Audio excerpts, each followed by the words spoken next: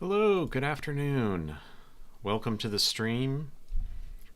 Today we are working on adding loops to our language. So last time, if you recall, we started chapter 5 of Essentials of Compilation, and we added the while loop and mutable variables. So the set primitive. We added that to our language at the top layer. So we defined the syntactic constructs, we added the lexer and parser for these new things, and now we need to get to the lower layers. And the challenge with loops, as this chapter is going to show us, is that whereas before we had straightforward liveness analysis and a kind of easier to understand flow of spinning out the code. Now with loops, you have the possibility, first of all, of variables being reused, so their values changing. Not in a, because we had like lexical scoping where you could basically shadow a variable before, but now you have cyclic things. So and especially with respect to being able to terminate a loop, you have to be able to modify the value of variables. So we don't have the sense that variables are only ever one value anymore in this language.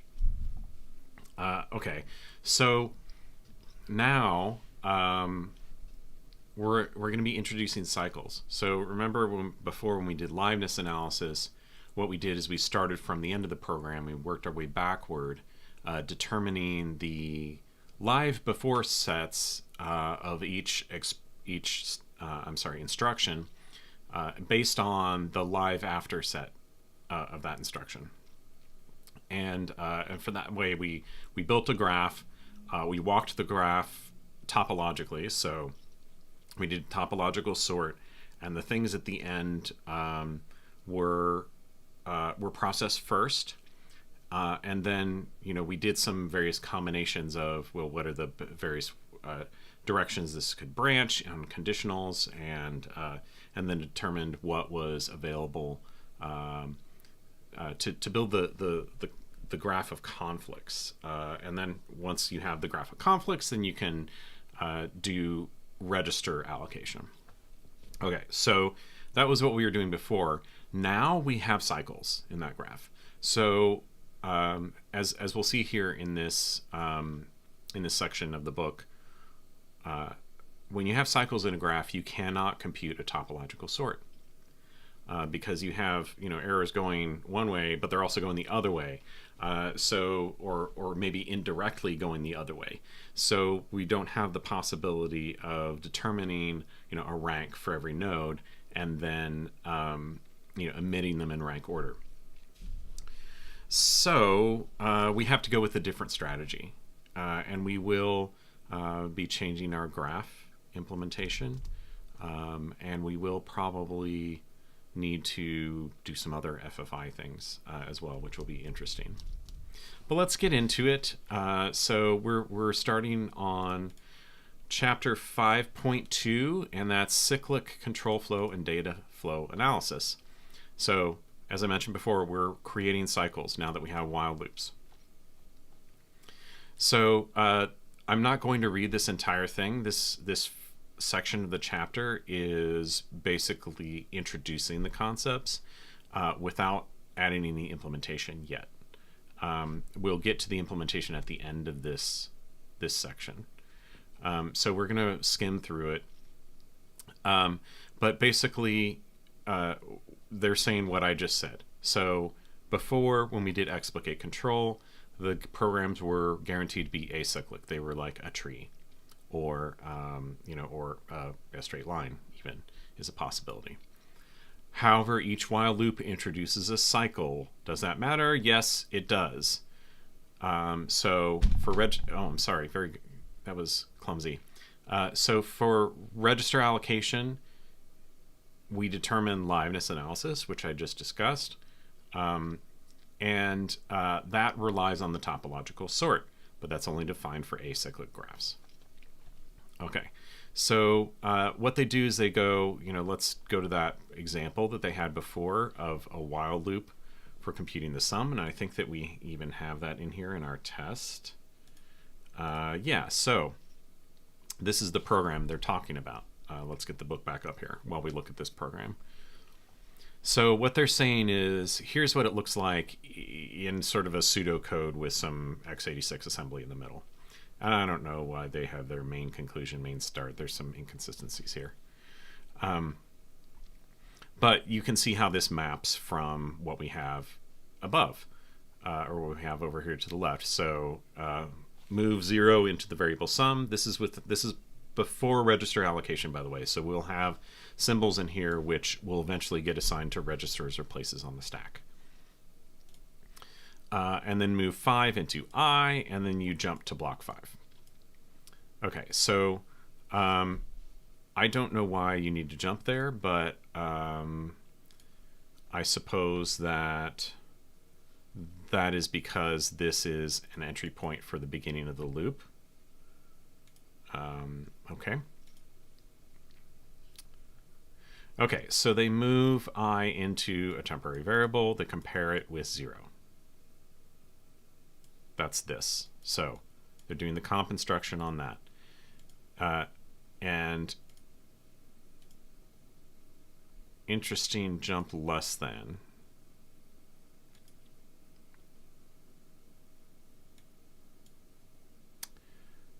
Okay, so they've kind of inverted this. There may be a mistake here, but so if it's less. Oh. Okay. The order of arguments is inverted here, but I guess maybe what they did was they may have switched the program. Anyway, so we have the comparison and jump for the conditional. So if the conditional succeeds, you jump to block 7. Okay, so this is the inside of the loop, and they're saying add I to sum. Okay, and move 1. So here, that's this instruction. Add I to sum.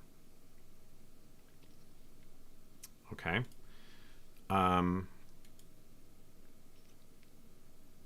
That's interesting. Maybe there's something that we'll do further on in this chapter where if the left-hand side of a set appears in the right-hand side, then we sublimate that somehow. So that's how it became a single instruction. Or maybe there was a what is that that pass that simplifies instructions where you have an add and a move and an add, and then it coalesces them. That's a possibility.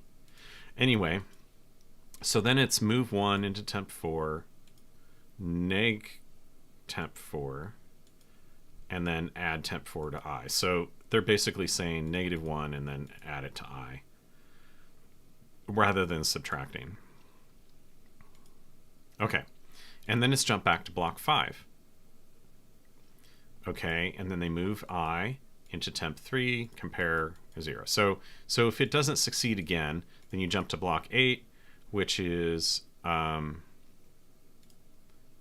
don't know why there's move 27 to RAX. That doesn't make any sense.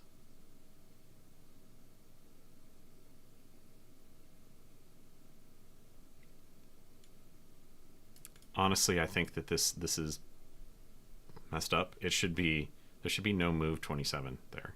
That doesn't make any sense. It should be add Q, or it should be move Q sum into RAX and jump to conclusion. That's what this program is. Now, what they may have done is had another example where they have the trailing expression here is add 27 to sum. That's really weird. Okay, but you can see the outline of how this gets turned into multiple blocks. And the problem, again, here is that the things that block 5 needs to determine for its live after come from block 7 and from block 8. If you look at block 8, what you can determine there in terms of the live after set is pretty straightforward, right? But if you look at block 7, its live after set depends on block 5. So you have a cycle between 7 and 5 here, which means you can't directly resolve that in the topological sort. It's a cycle in the graph. Okay, so that's the key takeaway from this. So block 5 jumps to block 7 and vice versa. They say the way out of this impasse is that you can compute an under approximation, and by starting with the empty live afters. And so that means under approximation means the set contains only variables that are live for some execution, but the set may be missing some variables that are live. Okay, and then you improve the under approximations by updating the live after set for each block using the approximate live before sets from the other blocks. So you go, block 8. So block 8, we know that it has a particular live after set, and that'll feed into block 5.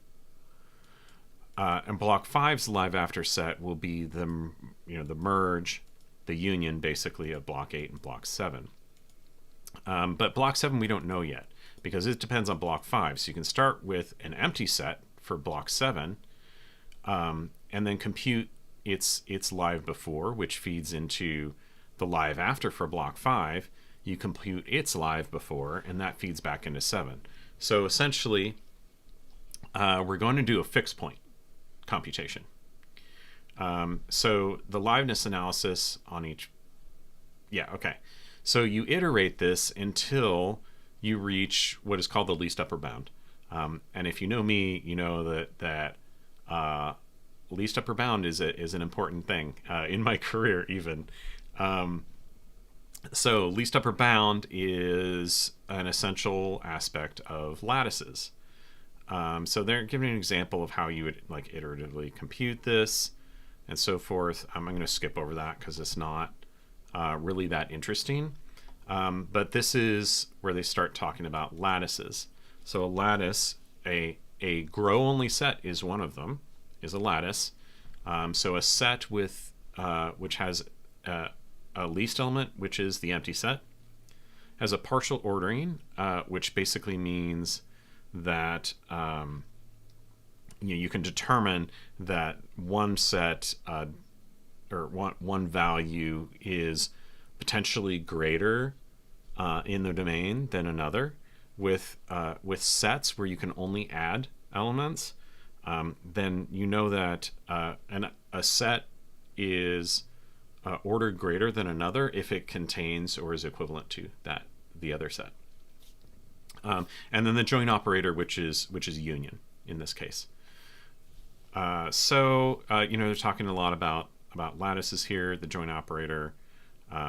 So the join operator produces the least upper bound of the two, and we know that set unions are a least upper bound join operator, because you never add more elements than were in the inputs, right?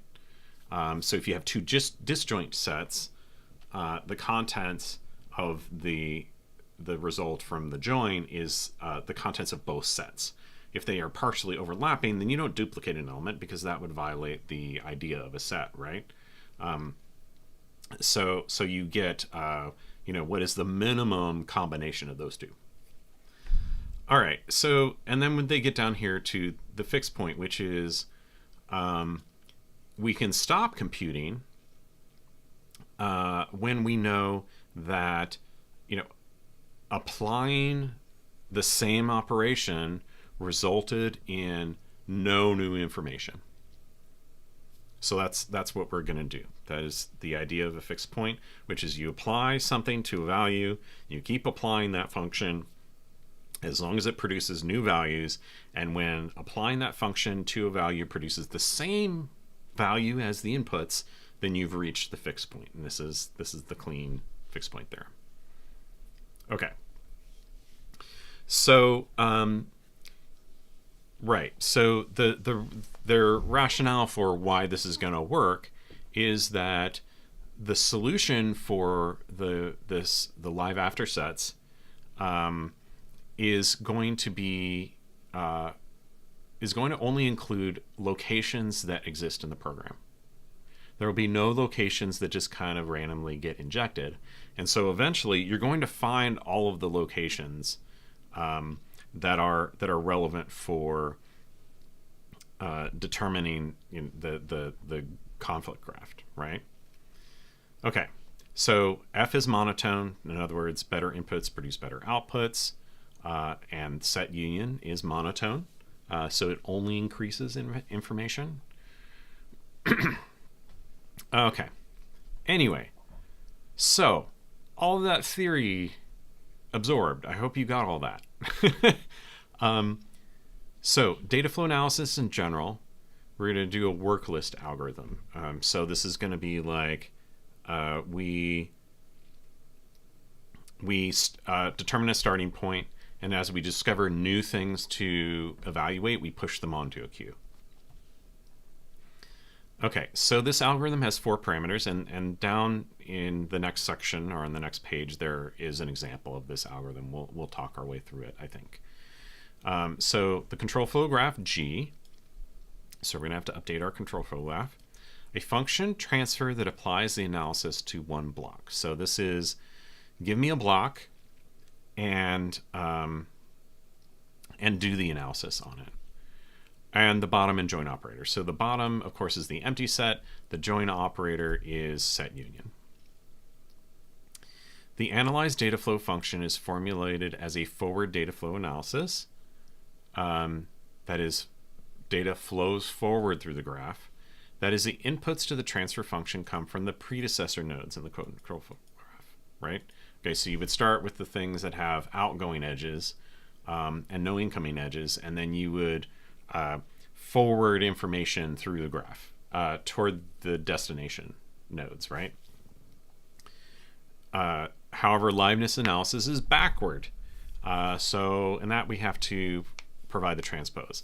Now, if you recall, the way that we did the topological sort of nodes in our control flow graph is that we actually drew the edges backward. Now, I think that it's probably valid to that the transpose of the graph, the topological sort of the transpose of an acyclic graph is the same as reversing the list of, or the order of nodes. I'm pretty certain that that's the case, but we drew it backward already. So I don't think that we need to change that, but we will need to make sure that our output is going to be, equivalent as to what they're doing here. Okay, so algorithm begins by creating the bottom mapping, the empty set, and they're saying represented by a hash table. So this would be like a hash of empty sets. Okay, so one key for each block, basically. Okay, it then pushes all the nodes into the control flow graph onto the work list, a queue. The algorithm repeats the while loop as long as there are items in the work list. So as long as there are things in the queue, then it'll keep going. In each iteration, a node is popped from the work list and processed. The input for the node is computed by taking the join of the abstract states of the predecessor nodes. So they're basically looking in the graph, what are the inputs for this, right? You're going to join those. And then the transfer function, which is the compute the live before set for this, is then applied to obtain the output abstract state. If the output differs from the previous state for this block, the mapping for this block is updated and its successor nodes are pushed onto the work list. So in other words, if the live before set changes for the current block that we're looking at, then the blocks that depend on that for determining their live after set get recomputed by pushing them onto the work queue. Okay, so let's look at this algorithm before we go into section 5.3. So this is the analyze data flow. It takes a graph, the transfer, bottom, and join. Okay, so they're saying we're going to make a hash table, and then we're going to insert into that hash table for every vertex of the graph the bottom value. Okay, and then we're going to make a queue, and then we're going to queue all the vertices in the graph. So we do all of them at least once.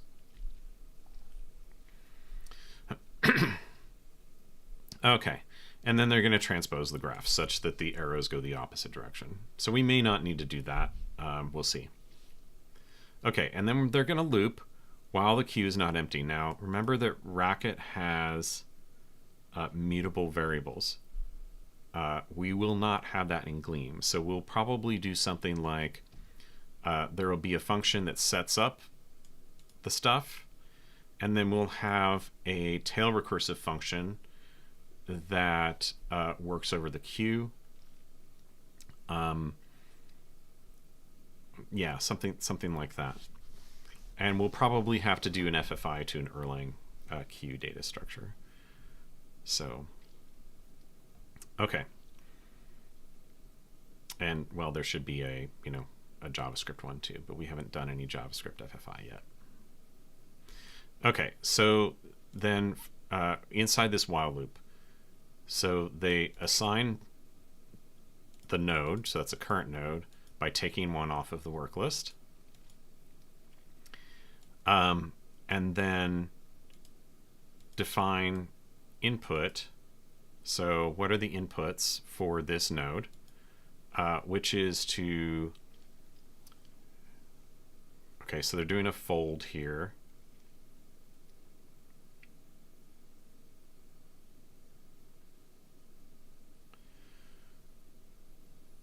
Okay, so this is predecessor. I don't know this fourfold. I'm assuming that these. Okay, so this is like a binding, where this is the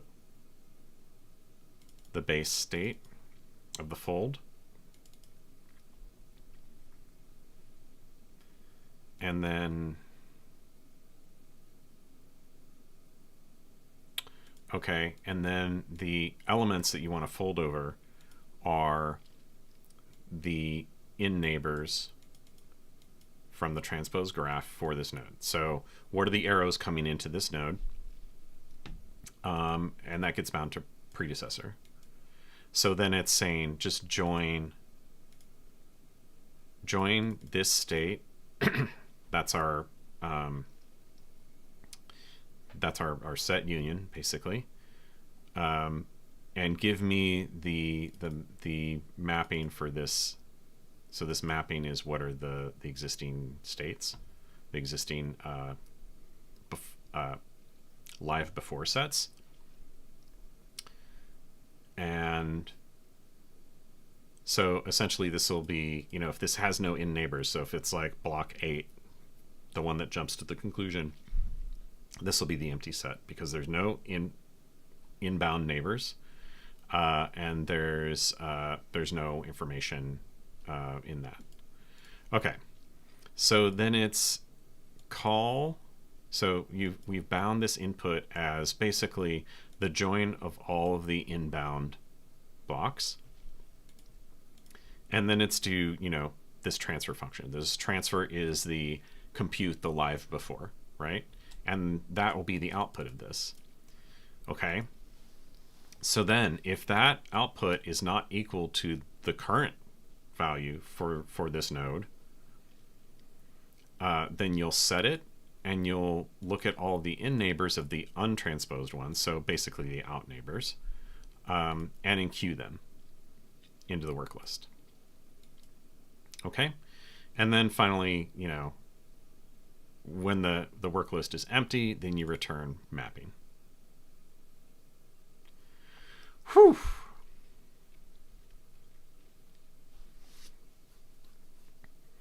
All right, so Let's look briefly at 5.3 and then see if we need to go and implement this. I think I want to scroll down and see if they have one of those maps of the phases of things. So let's see if they have that in this chapter. I often do that. There's a lot in here. Okay, so it looks like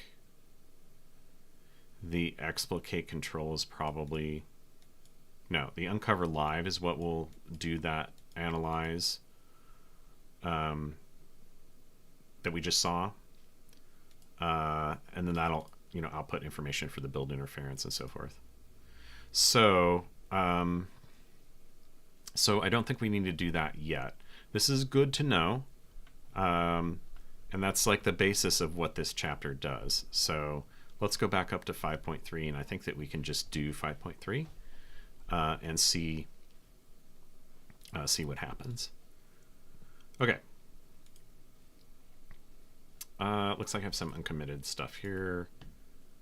Oh, and that's just like removed and unused. Okay. We'll just add that. Okay. So there's a subtle interaction between remove complex operands. So let's pull that up. The addition of the set bang operator and the left to right order of evaluation of racket. Okay, so we are going to take, we need to,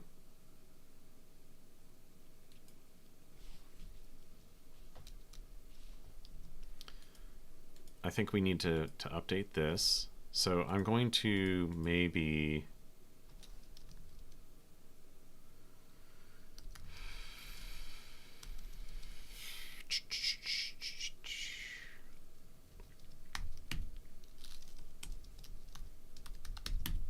okay, and then we're going to replace in this file elif. We're going to replace it with L.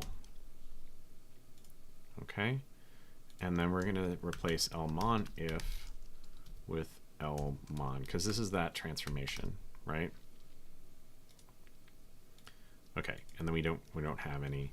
That'll make it easier for us to do things like this, right?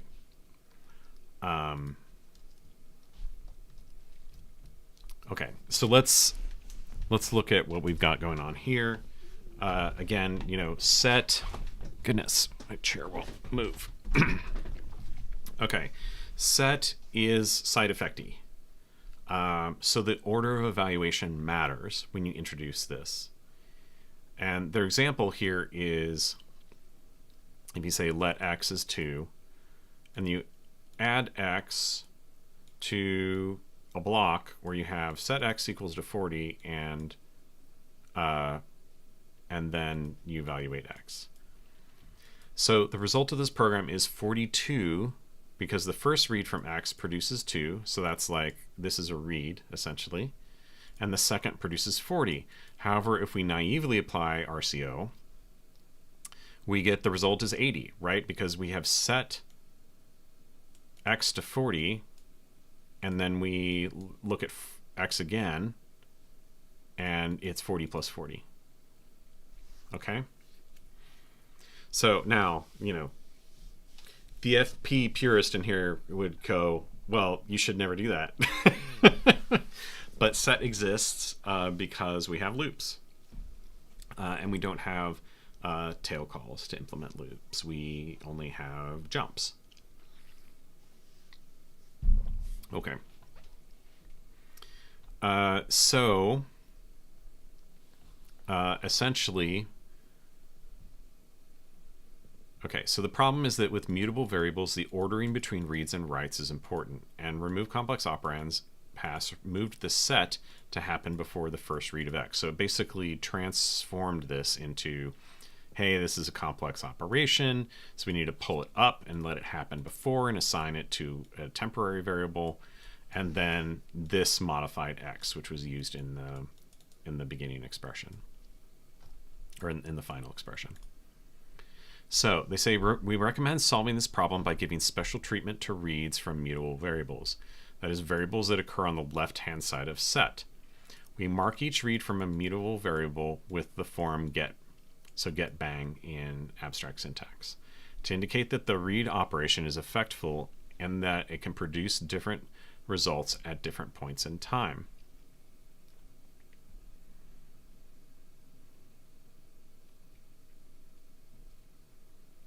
Okay, let's apply this idea to the following variation that also involves a variable that is not mutated. So we have let x is 2, let y is 0. Then you add y to the sum of x and a block which sets x to 40.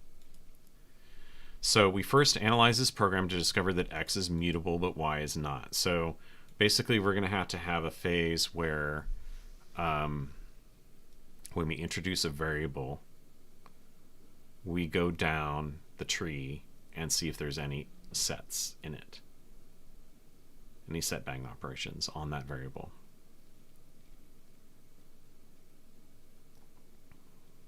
Okay. We then transform the program as follows, replacing each occurrence of x with get bang x. So let x is 2, let y is 0, sum of y to get x, and then begin of set x and get x again. Now that we have a clear distinction between reads from mutable and immutable variables, we can apply RCO, where reads from immutable variables are still classified as atomic expressions, but reads from mutable variables are classified as complex. Okay. So,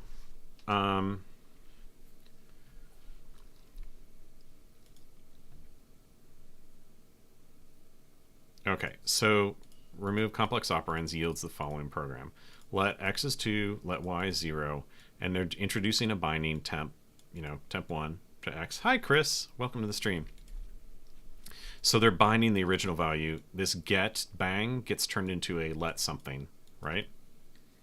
And they introduce a new variable. And then you get evaluating that inner begin. So begin set bang x to 40 is x, is assigned to t2, and then you get, evaluate t1 plus t2, and then finally add y, which was immutable. So this is how that, it's turning that get bang, which is introduced, into a let binding, such that you capture the value of that variable before it's mutated. Okay, note they don't generate a temporary variable for y because it's immutable. The approach we've sketched requires only small modifications to the RCO to handle get bang. However, it requires a new pass called uncover get, which we discuss in section 5.4. Okay, so as an aside, the problematic interaction between set bang and the pass RCO is particular to Racket and not its predecessor Scheme. The key difference is that Scheme does not specify an order of evaluation for the arguments of an operator. Okay, and then so forth. Like now, Racket is implemented in Shea Scheme, and so they put something like this into the compiler that goes from Racket into Shea Scheme. Okay. Okay, so now we talked about the problems of assignment, talked about loops. Again, this is a lot of exposition without much implementation yet. So it looks like what we're going to do first is add this uncover get pass. So let's make a new file, uncover get. All right.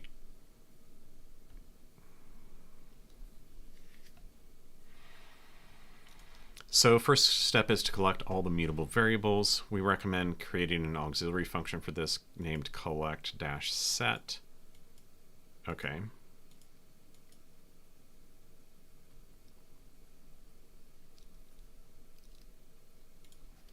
Okay, so we're gonna, I think so place this pass after uniquify. You don't need to worry about variable shadowing. Okay, and then the let can remain simple as in this excerpt.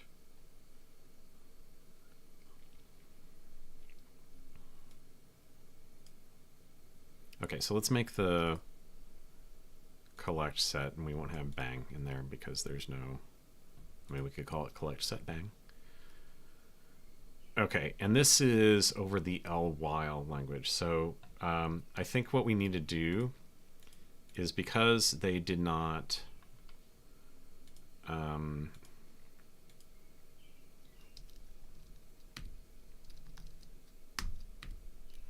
we're going to have to do a similar thing here. If dot, we're going to replace it with L. Okay. And so what we need to do is we need to modify this so it supports L while. Okay. And I don't think that there's going to be any issues here.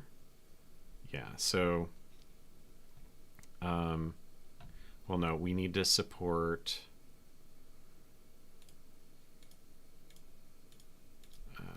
let's leave that empty for now. We should be getting errors here. Yeah, okay, there we go. So we need to add the things that are in add missing patterns. There we go. Okay.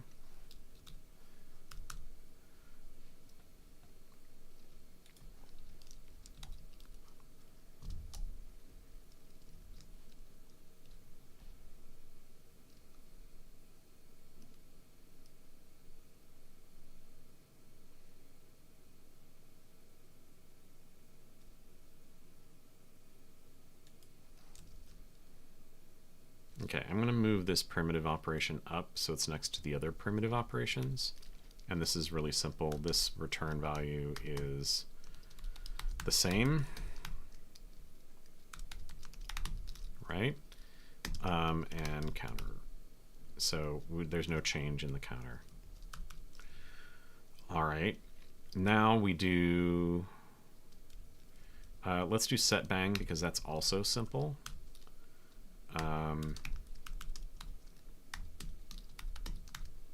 Oh, set bang. That is actually not as simple as I thought. We're going to have to add some brackets there. So eventually we're going to have var value 1. We're going to say value 1, counter 1. Oh. Sometimes I don't know what my key combos do. Okay, so we're going to have to uniqueify this expression with value, env, and counter. And then this will be the updated counter 1.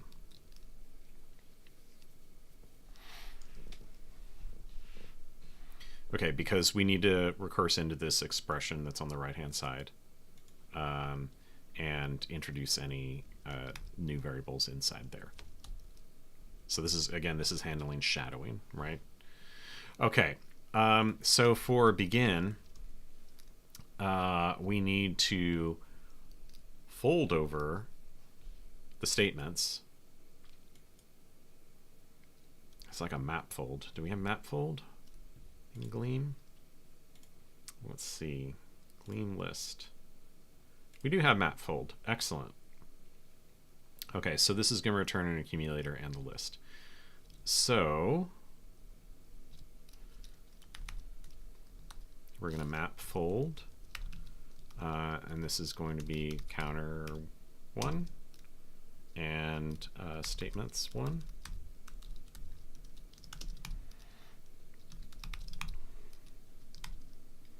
So we're going to map fold over statements.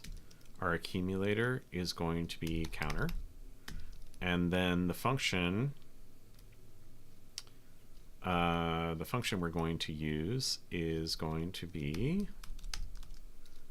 so this takes the accumulator and the statement, and that's going to be uniqueify. Okay, let's make sure that this, so the problem is our accumulator is returning on the right so we're going to have to do some swapping of that, but that's not a problem. Gleam standard lib has a pair library that I think you can do pair flip, which will be easy. Okay, so we're going to uniquify expression of, so this, I'm going to call it C, just so we know, and it lines up more to what we're doing. env and counter. And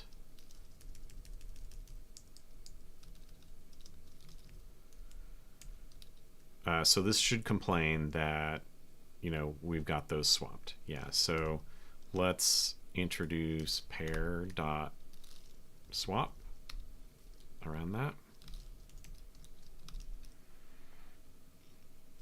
Okay, now it's going to be like, you're not returning the right value. Okay.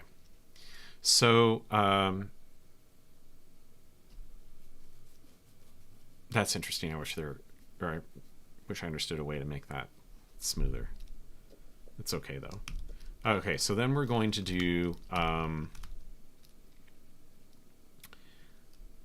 result 1 counter 2, and we're going to uniquify expression on the result, which is the final statement of, or the final expression of the begin.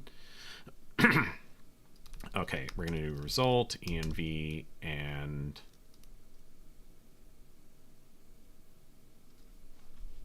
I messed this up. Value is value 1 and counter 1. Okay, and then we have l.begin with statements is statements 1 and result is result 1, and finally counter 2.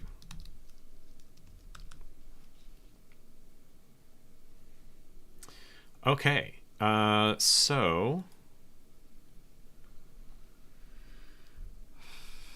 there's a question in here for me with condition, which is an expression.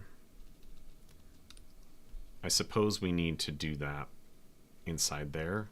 Gosh, that would be a pain if it's actually in there, because eesh. It's all right though. Let's just do it.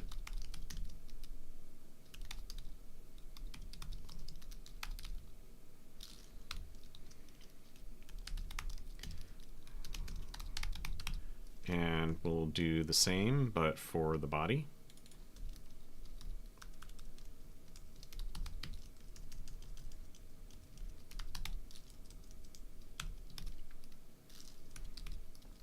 And remember, we're threading through this counter just so we can make sure that the variables are always guaranteed to be unique. We don't have mutable variables in Gleam, so you can't declare something and then change the value as a side effect. You have to do it via threading the state through. So that's why we've got this. Okay, so then we're going to return a while loop, which has condition 1 and body 1. And here I'm going to simplify these because we're not really making use of the named ones on that. And then finally counter 2. So I think that covers everything that we needed to cover for uniquify. Okay, so now we're inputting L while and outputting L while, which is fine. So again, the goal of this pass is shadow variables, which gives them unique names. Okay.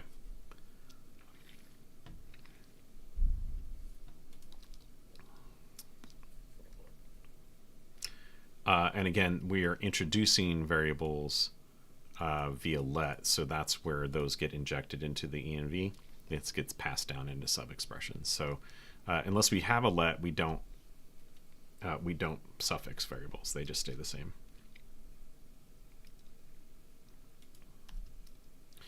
Okay, so we've got uniquify handled. And by the way, if you were wondering what the heck is that pair thing, there's this Gleam pair module which we auto-imported when I added that, and it has this swap which turns a pair of A and B into a pair of B and A.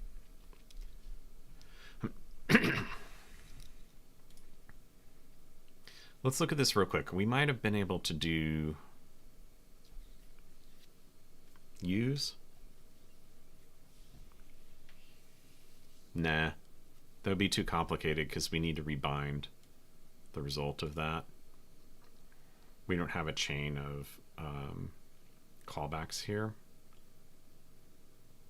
So use is not, I guess you could do it, but it's not really appropriate in this case. And the interaction for me between let and use gets really confusing at times, so I would rather it not be in use here. Okay.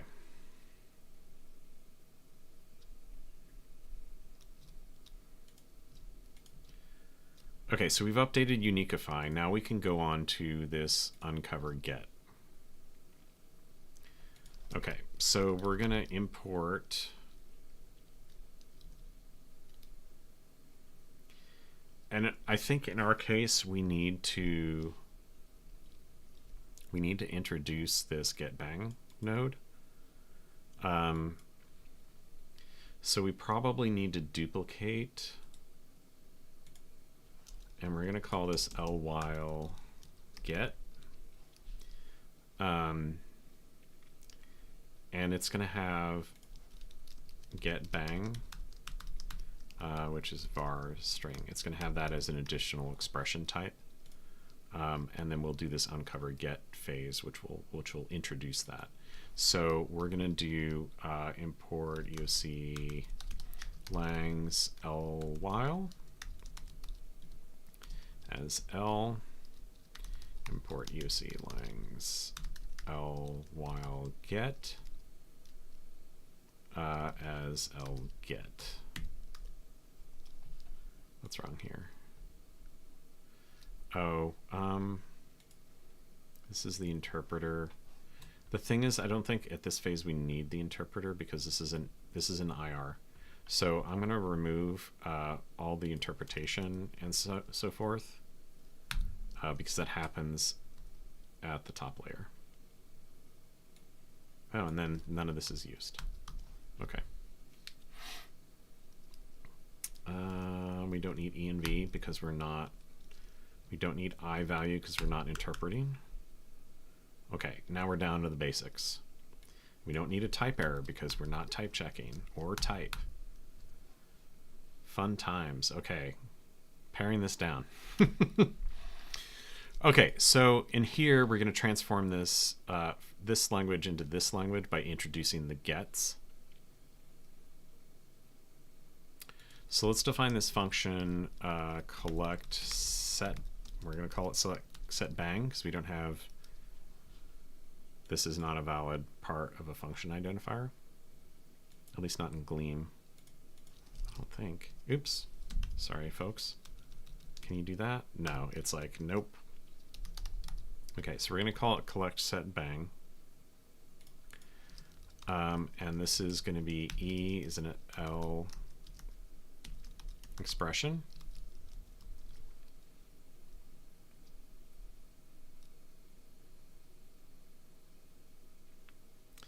Okay, and we're going to have to import Gleam set. This is going to return a set of strings, I guess. Okay. So let's do case E and then fill out. That's wrong.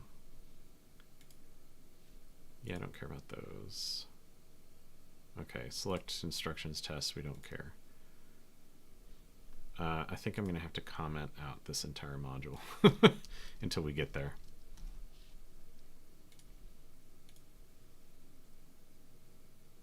Okay, now we're getting somewhere. Okay, so let's have it add all the missing patterns.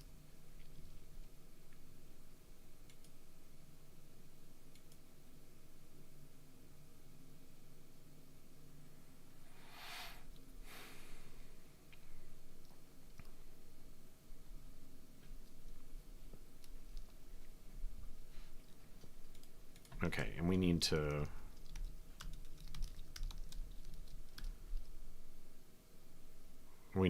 basically do what we did here. Let's emulate what they've got first. We'll have to deal with begin, of course. Let's look at let and do what they did.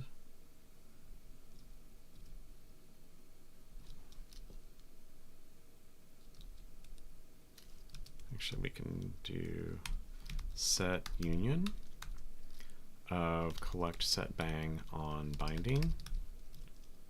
Right, that's what they're doing.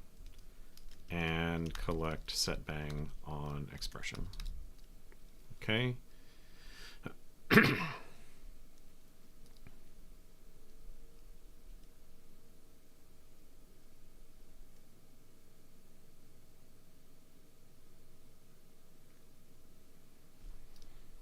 Okay, and then on set bang, let's bring this up so it's in the same order that they're giving, and then we can fill out the rest of them. Okay, so this is, we are going to set union of, obviously this is the expression that causes a variable to become mutable. So in this expression, we're going to say, we'll say set from list var, and collect set bang on value. Okay, for all of these, we can put the underscore here, as we don't need to use that, and we'll quit complaining about warnings. Okay, so for the statements, we need to do set union of something with statements and collect set bang on result.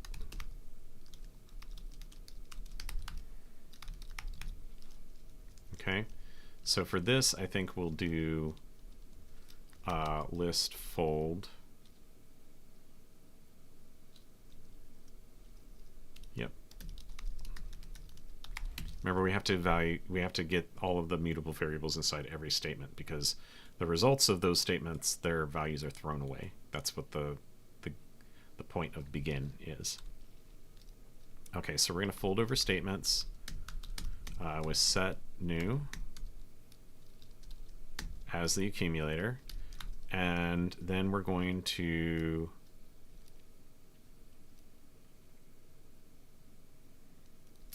for the accumulator and the statement, we need to do set union of accumulator with collect set bang of statement. Okay, is that clear enough? Basically, we're folding over all of the statements, find all the things in each statement that are mutable, and union them into the set. So we've got combination of all of those. Condition, elif. So this is actually going to be fairly simple, I think. We're going to do condition, and I'm going to use pipes on this one.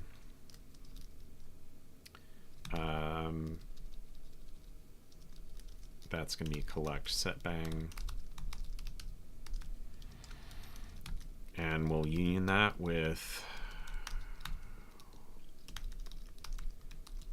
collecting over the if true, and we'll union that with the collect set bang of if false.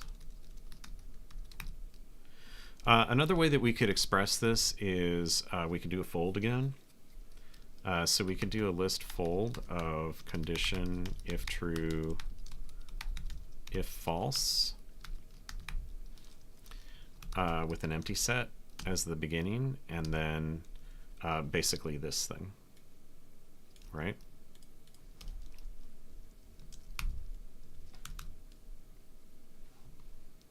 And I'm going to rename that to expression.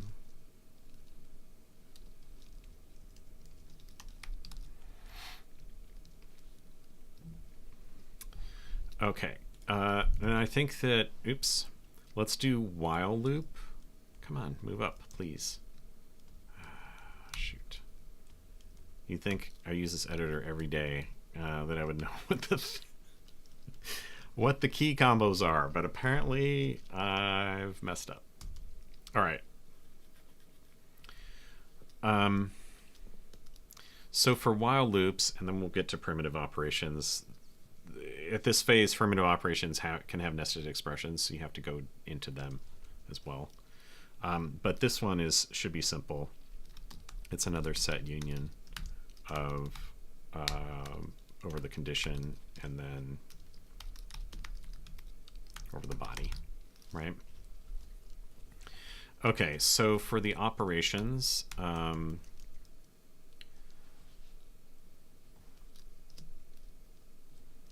let's pattern match on one of them.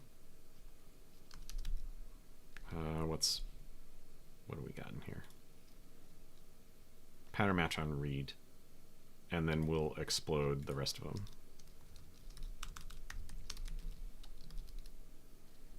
Okay, this one returns set new, right? Because there's no variables in there. And then add missing patterns. Okay, so now we can do this for the rest of them.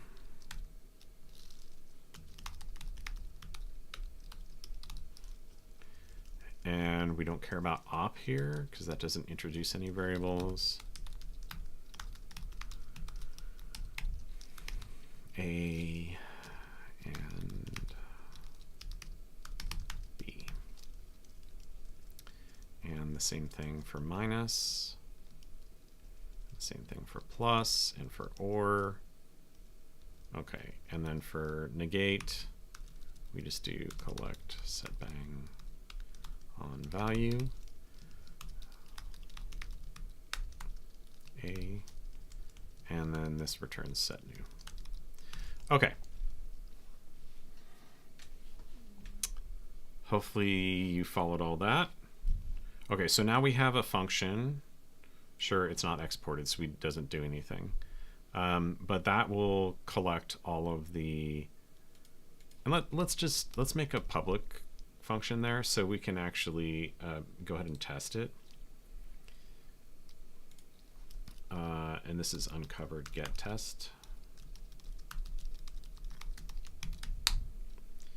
Okay, so and let's import parse. Let's import, we need the language, while as L.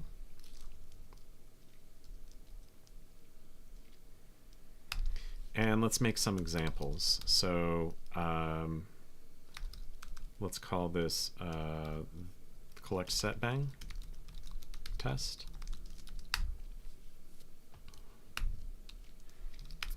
All right, so we're going to do something like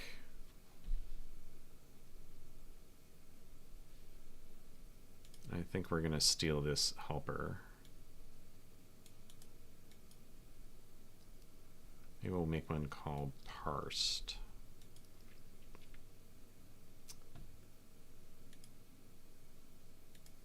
I should probably make that into a thing that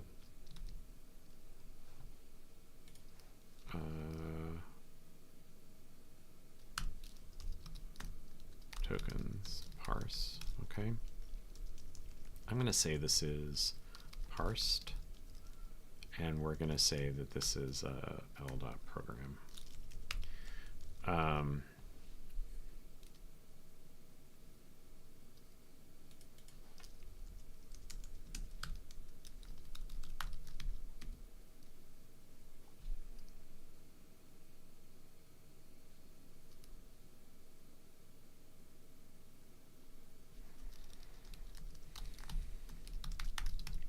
Okay. All right, so let's do let x5, or maybe we can use some of their examples. Actually, let's grab one example up here. Let's use this one. Okay, and get our indentation correct there. Okay, so we're going to say parsed, and we're going to pass that to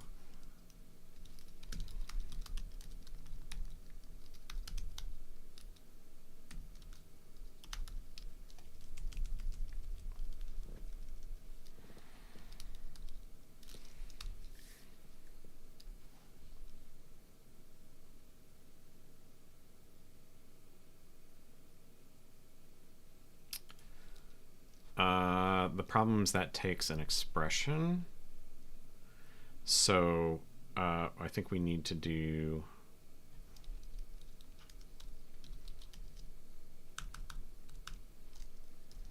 we're going to say let p is that, and we're going to say p.body passed to collect set bang should equal set.fromList,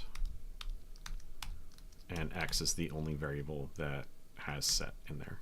That's a pretty simple test, and let's run that.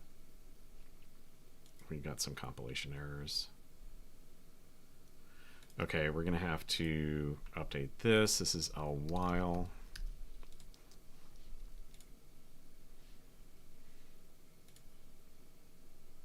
Okay, so that test passed. Oops. Well, that runs all test. It's funny. I was clicking this one, but the runner doesn't actually do that. But we know that this one passed. Let's make another example here. Let's see if there's a more complicated example.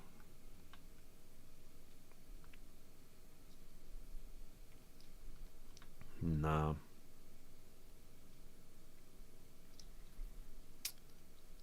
I think there is one up above that we can make use of. I mean, we have this. The problem is it's still going to return the same variable, which is just x. That's the only one that's modified in there. Maybe let's take the loop example from earlier in the chapter, and we should be able to, yeah, here we go. So I think we have this in the other file. I could have just copy pasted it.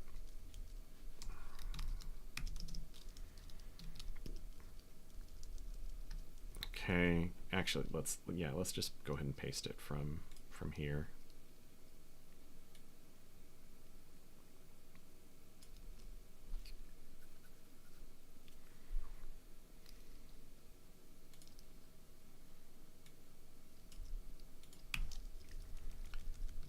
Okay, we're going to say this is parsed.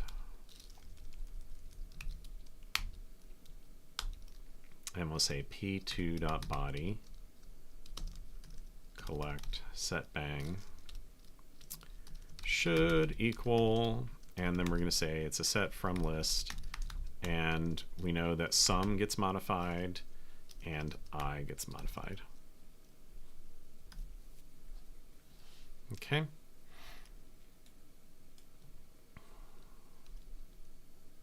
Now we didn't run this through Uniquify, but let's run this test again. Okay.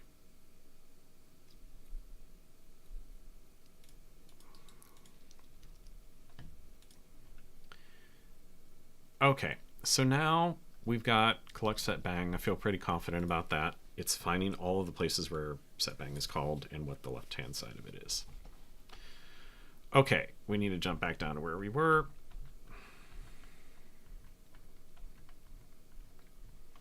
Wow, we jumped through a lot. Okay.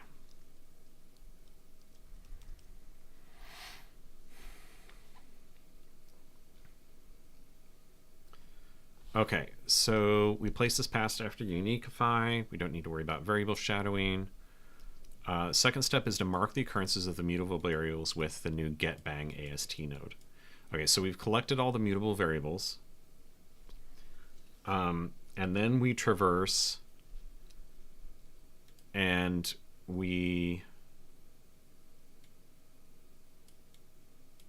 okay, that's not so bad.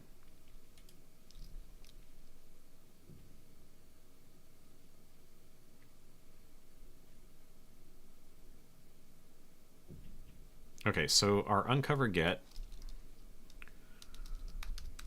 and we're following the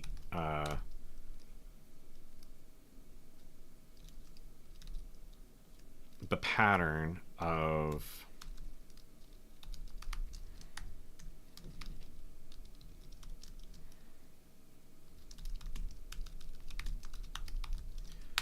one pass per module named the same thing.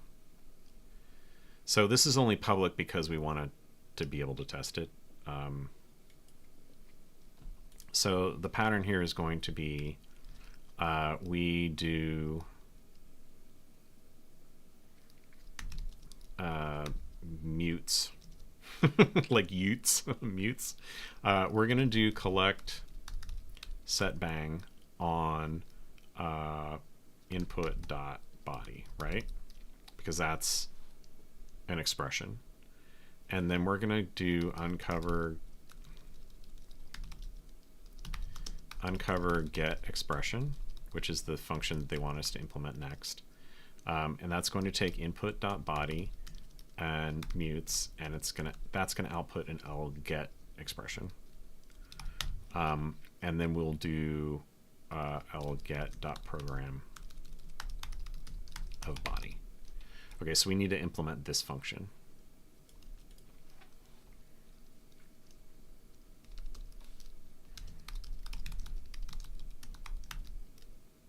So this is going to be E, which is going to be an L expression, and it's going to output an lget expression. But it's going to get passed to it the variables, right? Which is a set of strings. Okay, so now we basically are going to have to do some translation because we introduce this as a separate language. It's going to be a little bit annoying, but for the variable case, we'll start with that. Var. And then here we'll say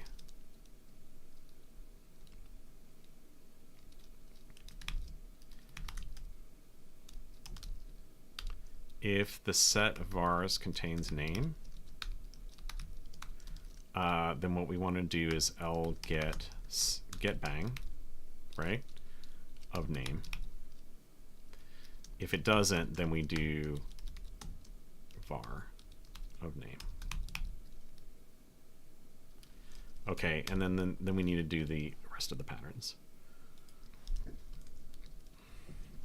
So this is going to look really familiar. And we're going to move the primitive operations down to the bottom. It's going to look a lot like this, right? Except that we're going to recurse into each of these. So let's move the literals up to the top. Yeah, move the literals to the top. Yes, that was my cousin Vinny Utes reference. Of course it was. Of course it was. I mean, why wouldn't you? Value. I'll get int value. Okay. One of my favorite movies of all time, of course. I mean, like, what are you even doing if it's not? Okay, so what our goal here is going to be reconstruct or do the direct translation while going down through each of the nested expressions and transforming them as well. So so we need to do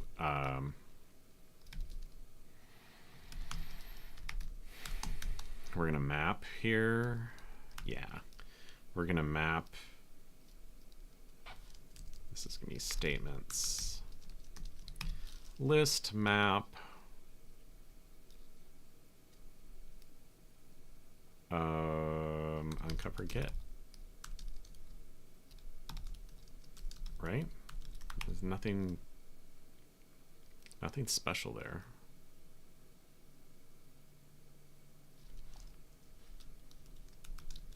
Can I do that? Like an Elixir, you could make that a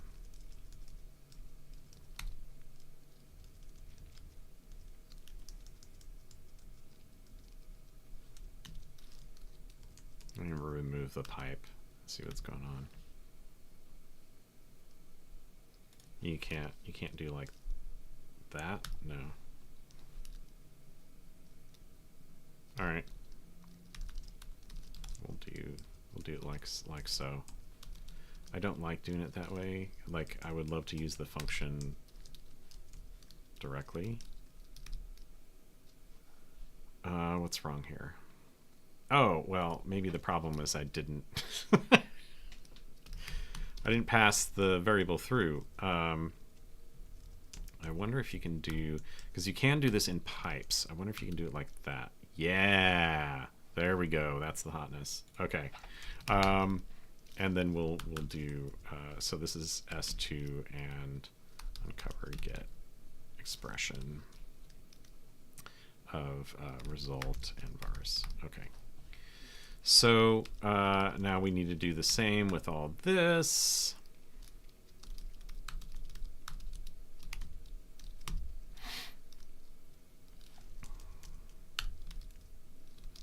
And I'm going to do this on multiple lines. Condition and vars. And this is going to be if true, true and vars, and if false. Okay, and then for let,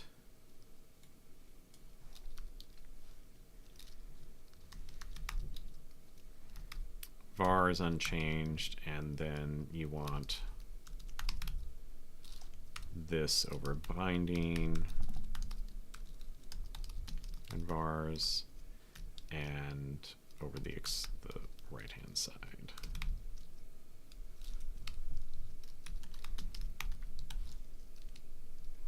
And this is lget, right? We have to transform it into the new language. Okay, and then we have a similar thing here.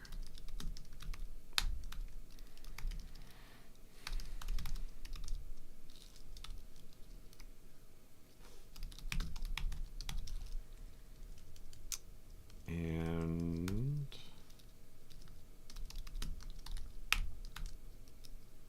you know, the one thing that we could have done in this case is not created a new language. I do like, just like added the operation to the top level language, except that you can't write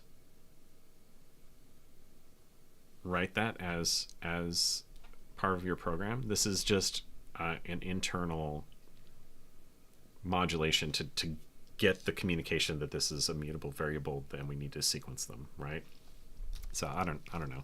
Like, I could see, you know, this could be a pain that I've introduced a new IR.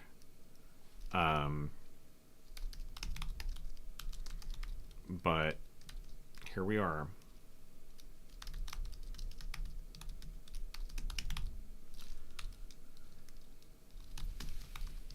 And the thing is, we're nearly done. So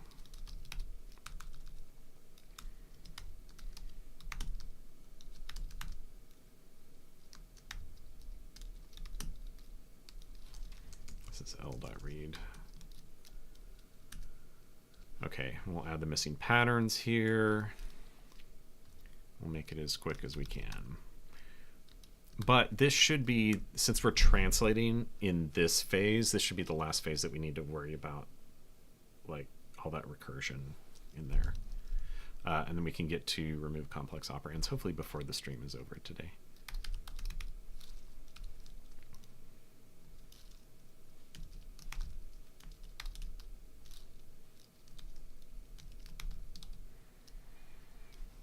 Okay, and this is going to be, I'm going to copy this out and we're just going to do all the binary operations together.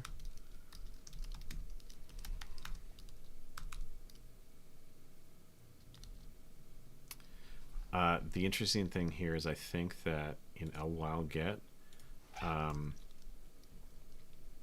instead of redefining that enumeration, what we'll do is we will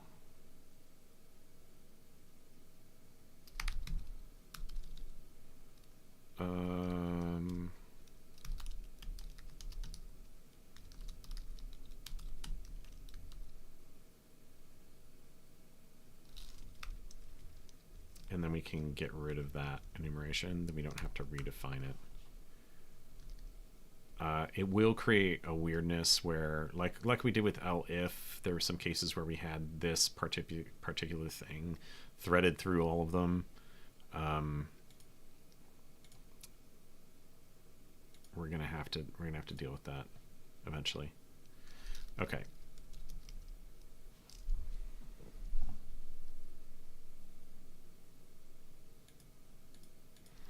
And then here we have L dot minus. And let's, oh, not L dot minus, I'll get dot minus. Get dot or. We have L get dot plus. Okay, and this is L get dot prim. L get dot void. Okay, and then the unary ones we'll do. And these, by the way, I messed this up. These are all going to have to get wrapped.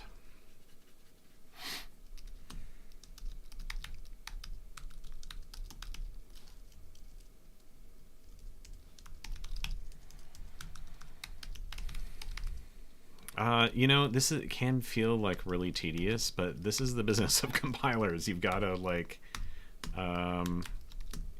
be exhaustive. Whereas in other domains, maybe you don't need to as much.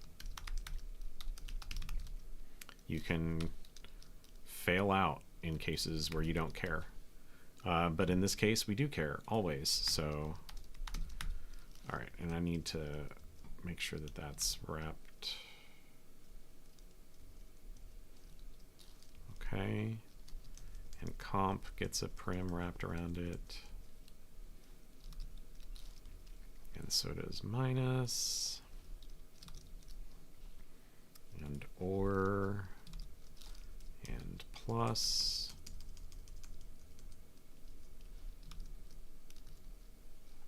Okay, what's wrong here? Oh, these need to be lget.prim because we need to be in the correct output language.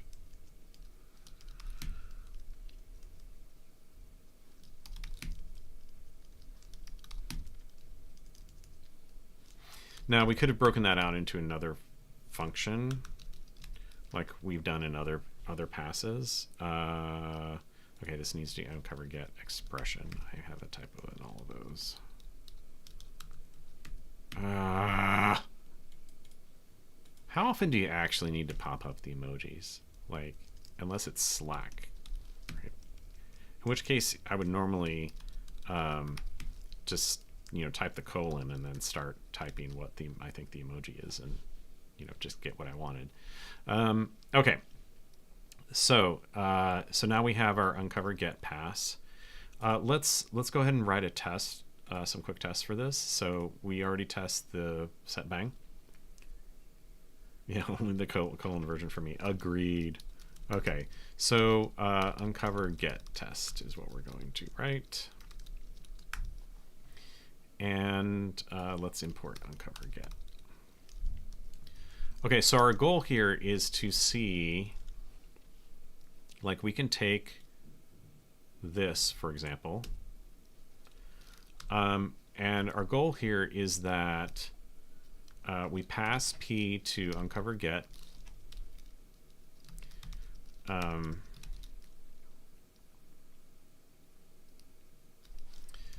Actually, I want to do like a should equal here. P2. And we're going to unfortunately have to, let's see.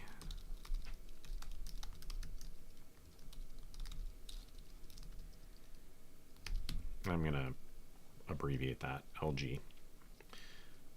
Okay, so we're going to have to construct a program here. But that's okay. The main things that we want to do are make sure that these accesses of X get replaced by get bangs. That shouldn't be that hard. So let's do program. it's going to contain a let of x, an int of 2, right? And then contained in that is another let, and this is a y, int of 0. Inside that is a primitive operation plus var of y. So expect this one not to be replaced. And inside, the second part of that is another plus.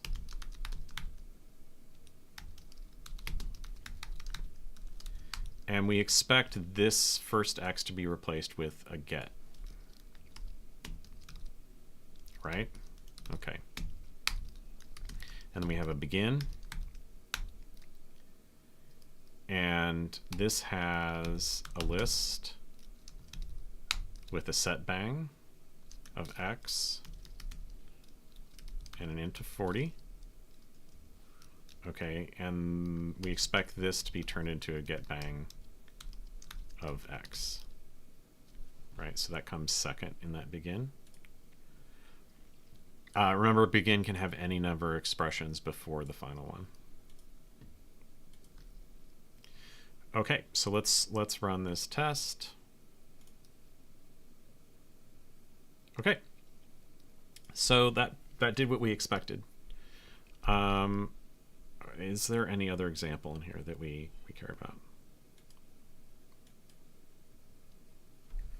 Okay, so we finished 5.4. Okay, so now we're finally to remove complex operands. Before we modified this, what did we change here? Okay, I just alias things. So this is L while get. We need to handle that. And then we need to make a version. We need to define Lmon while, and this is the monadic normal form of Lmon, or L whole while, right? So it looks like we copy L while get.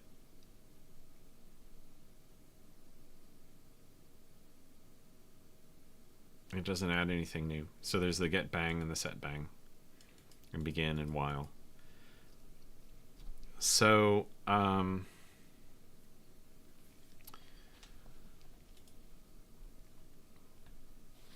the thing I wonder is let's look at the difference between elif and Lmon if.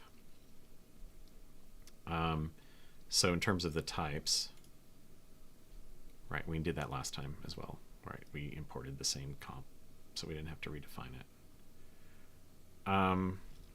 Right, so it introduces atomic expressions. That's the difference, is we get rid of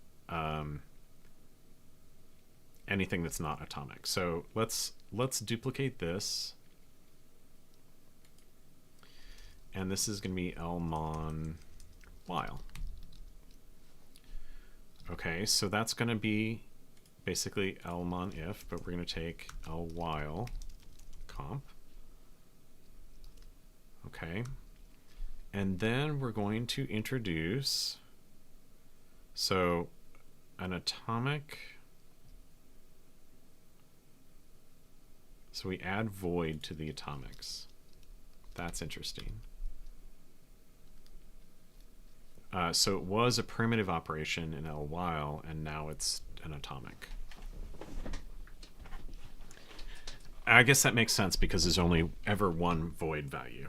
And calling void just produces that value. Okay. Okay, and then expressions get, we have get bang, there's var as a string. We have set bang, var as a string, and we have value as an expression. And then we have begin, again, as statements is list of expressions, and result is an expression. And then we have while loop, which is condition is an expression and body is an expression. Okay, so we have some kind of interesting transformation here from, we need to take that primitive operation value and turn it void and turn it into atomic. I wonder if we actually just made a mistake up here and like void should be an expression. That's a thing that we could do, because what happens here, int and bool and var become atomics, and void becomes an atomic, whereas the primitive operations basically stay primitive operations. I don't know. Maybe we made maybe we treated void like read in our previous versions, and maybe we shouldn't have. Okay, regardless, we're going to remove complex operands, and this becomes elmon while. Okay. So the reason I'm using aliases there is like it makes fewer places I need to replace the module reference. But now we need to deal with all of these different things. So let's look at what they're talking about here. Okay, so new language forms, get bang, set bang, begin, and while are all complex expressions. The sub-expressions of set, begin, and while are allowed to be complex. Okay, so that means, and if I recall correctly, these, if you're calling it RCO atom, you're saying this expression needs to be reduced to an atomic, right? So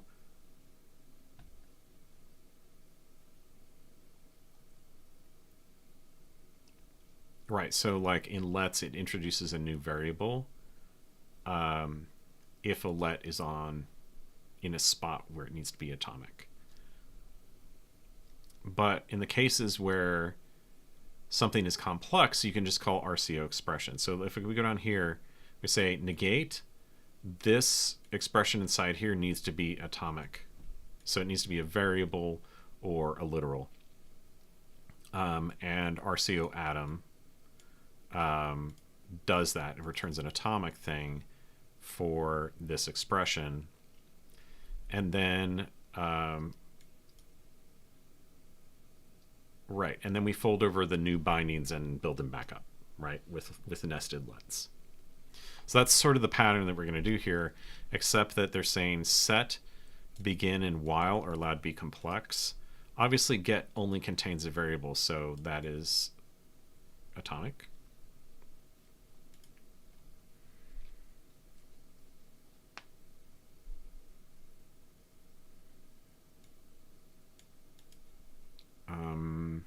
Yeah.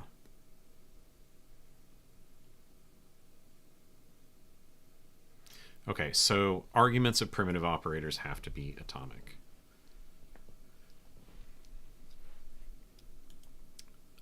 That is interesting in that maybe the get bang is a get bang atomic. No, it says they're complex. So the get bang means that we'll bind a new variable. Whereas the sub-expressions of these are allowed to be complex. Get bang obviously doesn't have an expression inside it. It's just a variable reference. But I think that they're saying that if you had like a primitive operation, then you would need to bind a new variable, like a fresh variable, to the result of get bang, which makes sense. Like that's what they were talking about earlier in the chapter. Okay, so what we need to do is for each of these functions, we need to expand the missing expressions. No. What's the problem?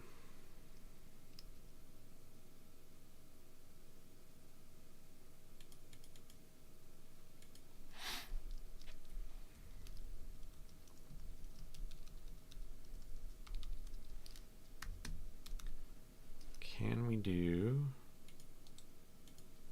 will the assistant fill out the missing patterns? It's not.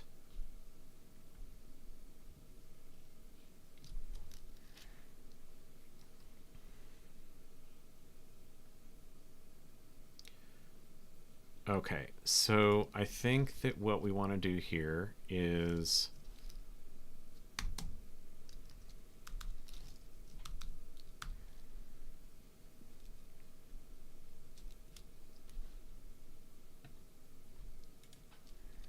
let's look at L-prim of void, right?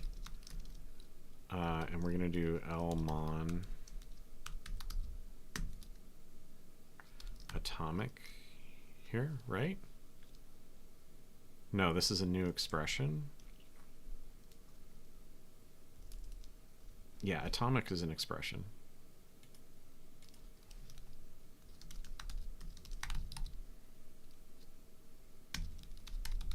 So that is unmodified.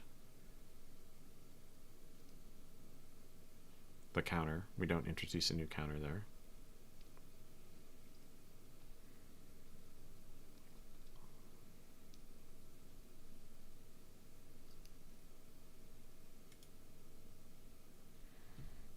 I'm going to close others because I'm getting a little dizzy with that. Right. So an expression is atomic, and this is supposed to return a new expression. We're in RCO atom, were we not? No, we weren't. Okay, we were down here. It's fine.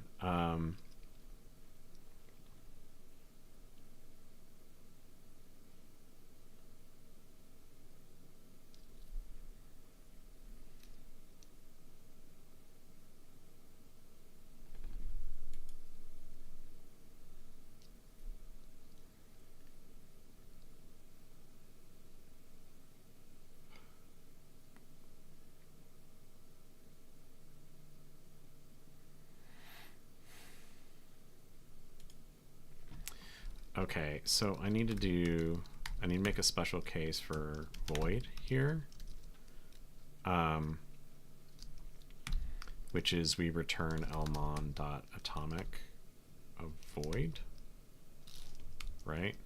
And we return an empty list and counter because that doesn't modify anything, but we need to turn it into an atomic.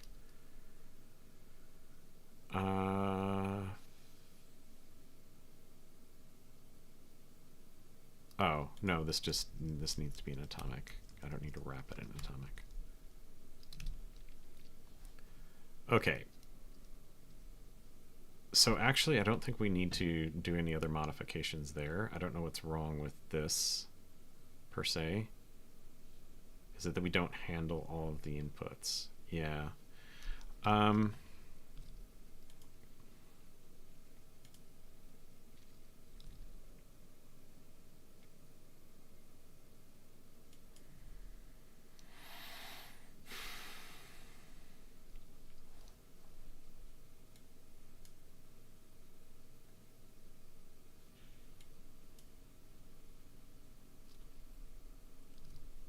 Let's read the text a little bit. Okay, so as usual, when a complex expression appears in a grammar position that needs to be atomic, such as the argument of a primitive operator, we must introduce a temporary variable and bind it to the complex expression. Okay, this approach applies unchanged to handle the new language forms. For example, in the following code, there are two begin expressions appearing as arguments to the plus operator. The output of RCO expression is then shown in which the begin expressions have been bound to temporary variables, right? That makes sense. Recall that let expressions are allowed to have RB expressions in the right hand, So it's find a place, begin there. Okay.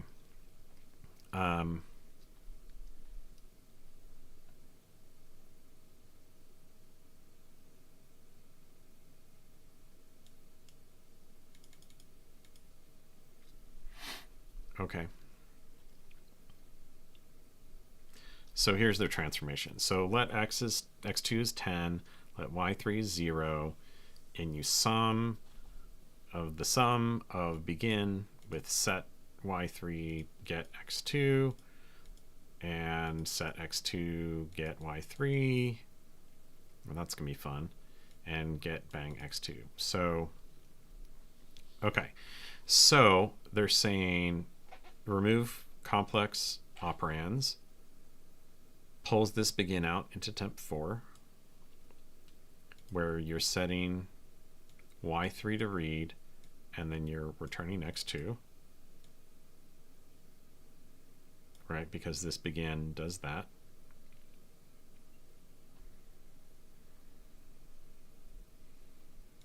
It's interesting that the get bang is removed when they say that lmon while has get bang in it. I think that we need to leave them in. Or is it that introducing the temporary variables removes the need for them to be...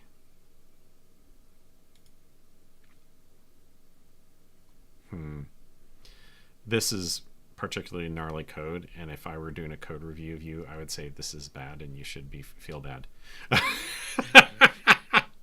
But they're trying to demonstrate things that are valid programs that are complicated to compile. So don't feel bad.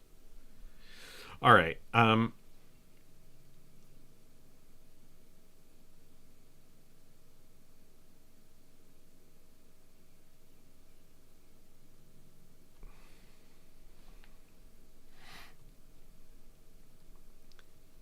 So what I'm seeing here is that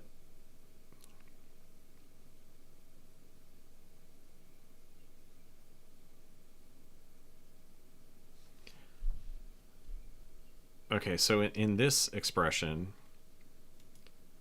they're binding that to a variable, right? Temp4.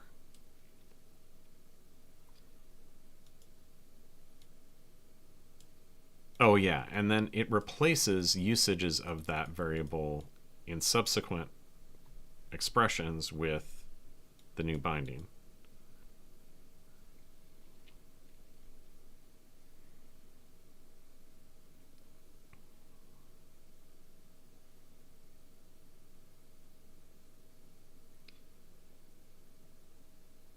The problem here I see is that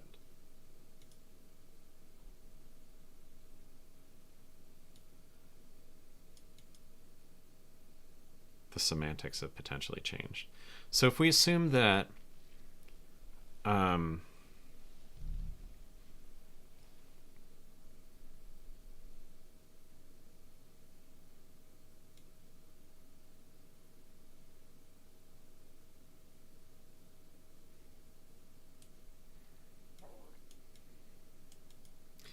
again, I would expect a get bang of x2 here. But maybe it's not necessary for the sequencing because RCO pulls out and like resequences. But that's kind of what explicate control is supposed to do, right? It's supposed to make sure that side effects happen in the correct order.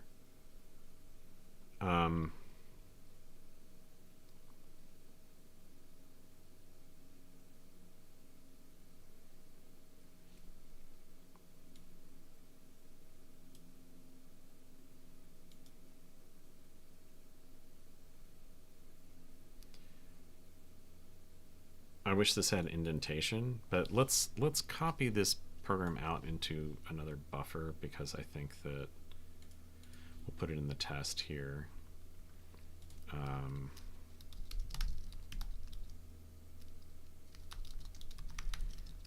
don't know what we're going to do yet, but I want to get the indentation here to be clear.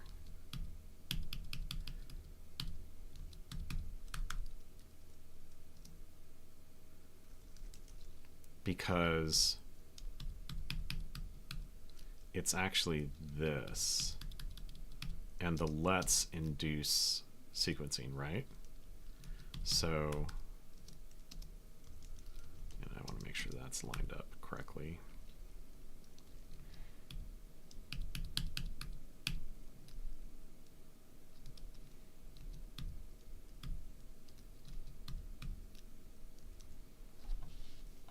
So you can see, and that's not right.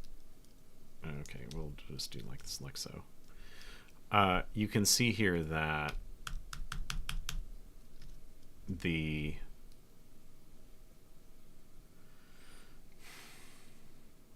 when you get to here, x2 has been mutated.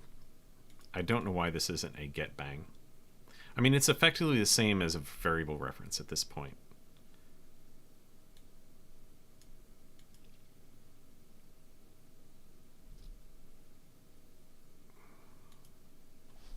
Okay. Well, we will, let me get the other example in here, because this is evil. Like the fruits of the devil.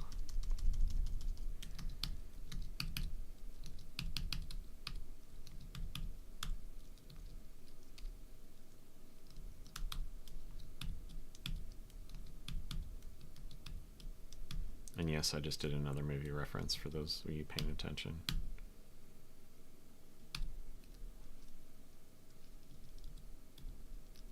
Okay, so that transforms into this.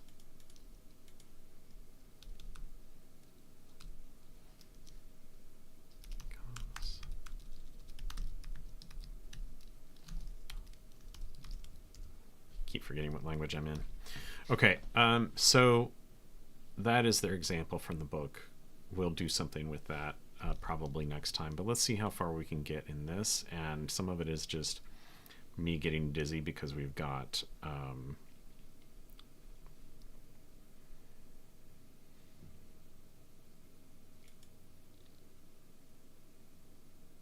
some new stuff that we need to handle here. Okay, so for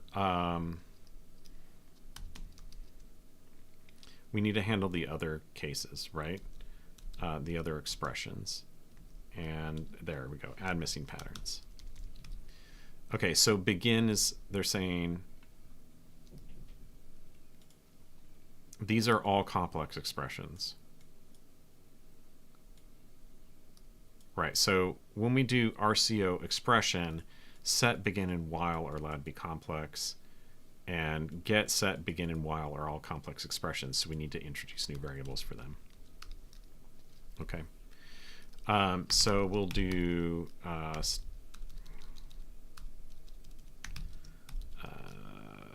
statements 1, counter 1. We're going to do list fold again. Over statements with counter as the input, and we're going to do RCO expression.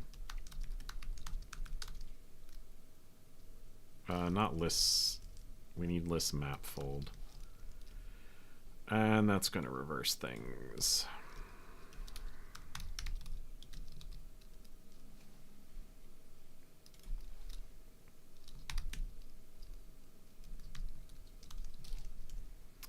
RCO expression, and the accumulator is going to go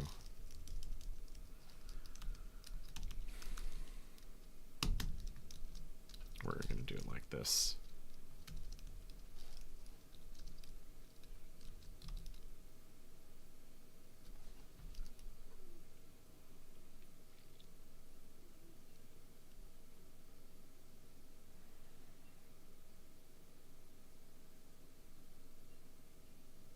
Okay. And then we'll say result 1, counter 1, and that's going to be RCO expression, counter 2 of result and counter 1. And then we have to introduce a new variable.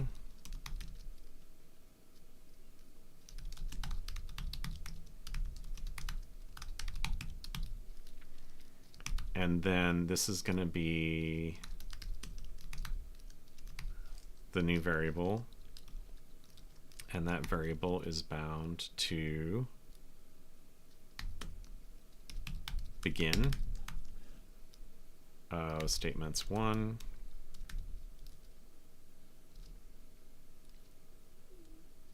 and result 1. And then we return new counter.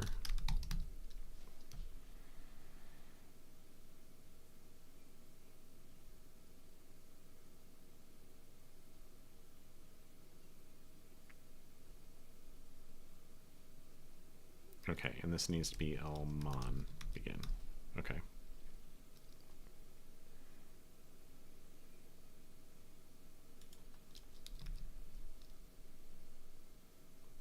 We need to import Gleam pair.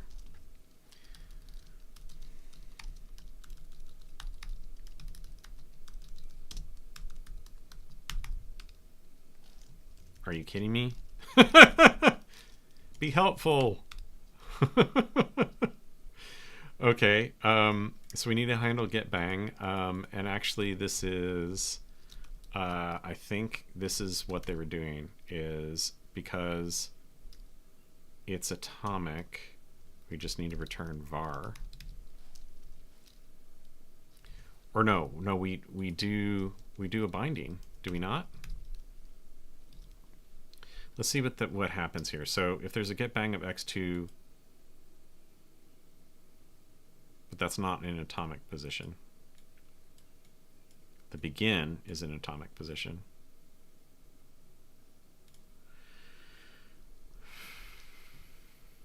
I think we need to generate a new variable. Yeah. And that's really just new counter. New var.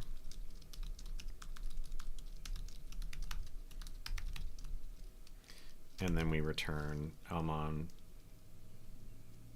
Oops.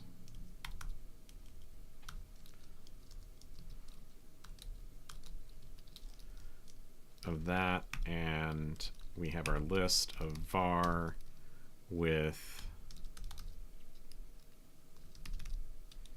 I'm gonna leave it as get bang. I don't know if this is necessary. Like, do we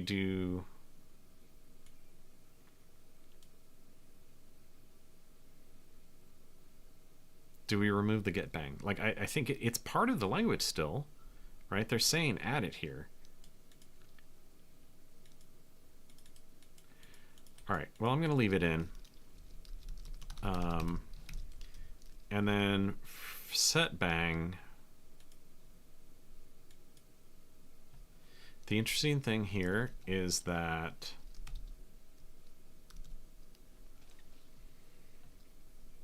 I think you would have to be psychotic to have set bang be in an atomic position, because it means set bang always returns void in the semantics. So what are you even doing?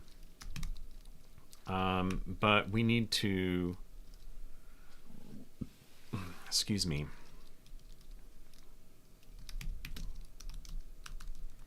We need to do the typical thing here. Remember, this is allowed to be, on the set bang, it's allowed to be a complex expression inside there. Value and counter. And then we're going to do var new counter, like we've done before, is new var of counter 1. And then what we're going to return is mon void, right? Because set bang returns void. And then we're going to bind var to Elmon set bang. Oh, and I need to make sure that, let's call this new var,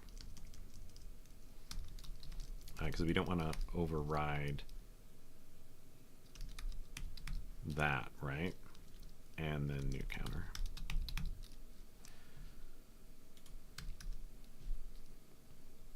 Okay, and then finally while. Again, this is gonna be like set bang, right? So we're gonna do condition 1.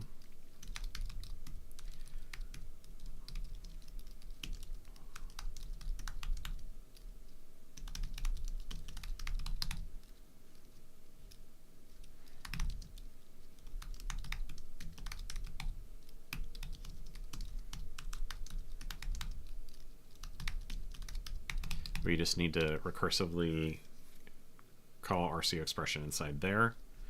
And then we're going to make a new variable, new var counter 2. And then this expression also returns void. So again, I don't know why you're binding a while loop to a variable or using it in an atomic position as part of a primitive operation, but you do you. And good luck making that program work.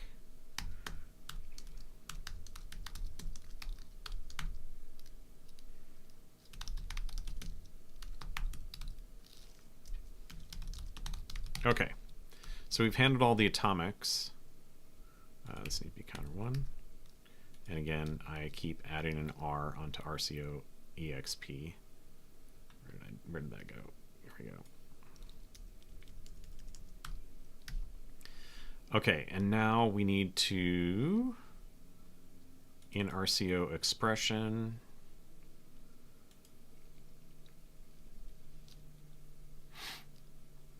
we need to handle the additional cases. So we added the void, did we not? Yeah, we added void here. So now we need to add the other complex expressions. Add missing patterns. Okay, it's going to add them at the bottom. It's fine as long as we're not relying on that. Okay, so you're calling RCO expression in a spot where you're allowed to have complex expressions. However, today we'll push to main. Well, the fun thing on this project is I'm always pushing to main, Chris.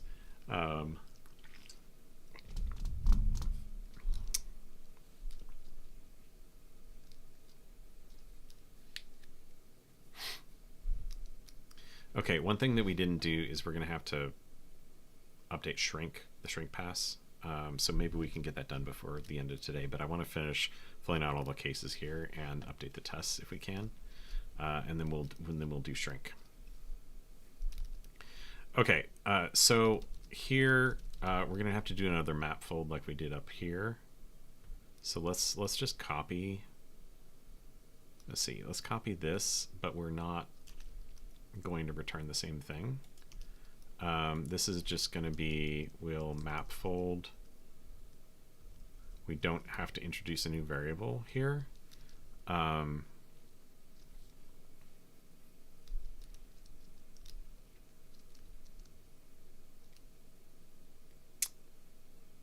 And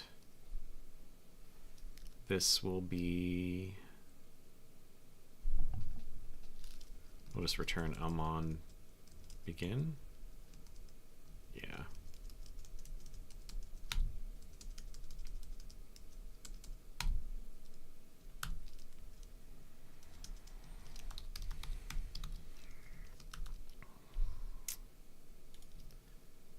Okay. Yeah, and getBang is just returns as getBang. I think that we don't need to do anything new there.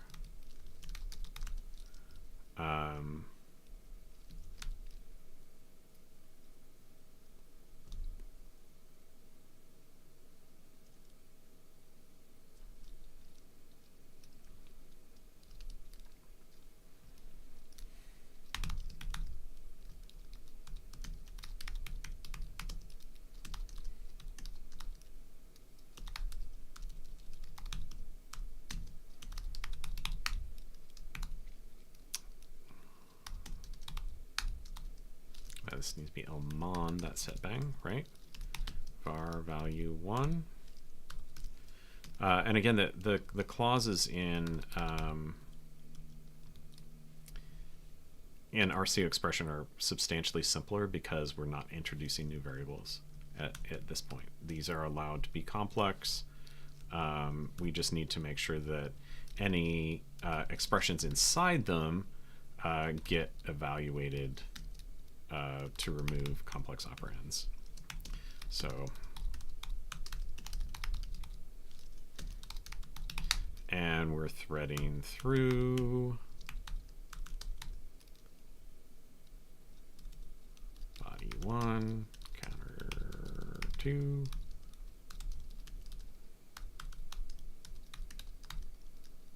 body and counter 1, and then we're returning lmon.while loop of body 1, or no, condition 1, body 1, and counter 2. Okay. We have no compilation errors now. That doesn't mean it works. But we should... Okay, so here... Right, I need to make this new var. Right? So that I don't...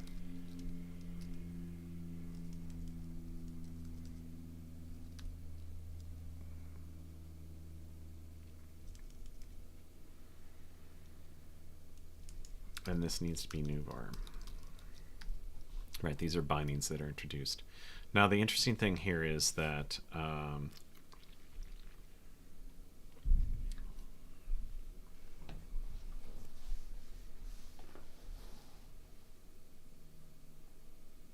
right, so in all the primitive operations where something has to be an atomic, it's saying we create the primitive operation with the atomics inside it, and then we wrap it in lets. So we wrap that all up inside lets such that they are they're never introducing non-atomics into primitive operations. So these are always variable accesses or literals, right? That's what the why RCO atom returns this list of bindings plus an atomic for each argument. So like in minus here we have A and B turned into atomics plus additional bindings for each of them, and then we take all the bindings for A, append the bindings for B, and then we start from the bottom of the atomic for A and the atomic for B doing minus, and then we wrap all the lets around it. So that's the whole point of this remove complex operands, is that whenever we have a primitive operation, the only thing that can be inside it is an atomic expression. And that's not part of this, but it is part of this language. So we have ints, vars, bools, and voids are atomics. And then the primitive operations only contain atomics. Everything else is a complex expression. Okay, so let's make a test for this stuff. And I think that what I want to do is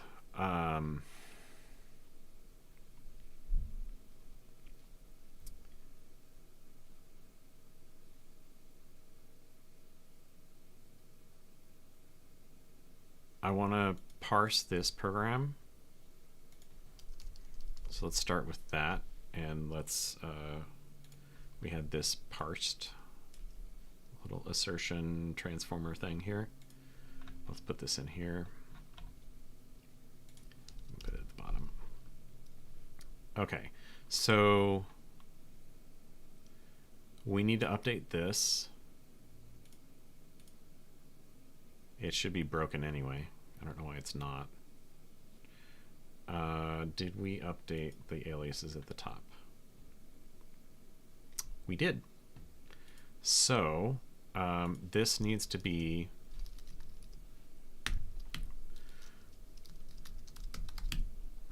So we're going to have to find elif in here and replace them. It needs to be elif dot, just to make sure we're clean here. Replace it with l dot.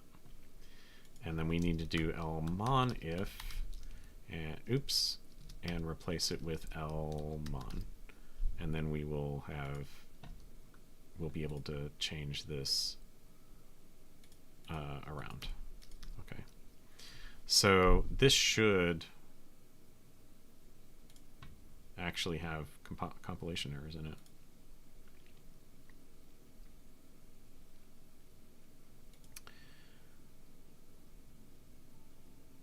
Okay.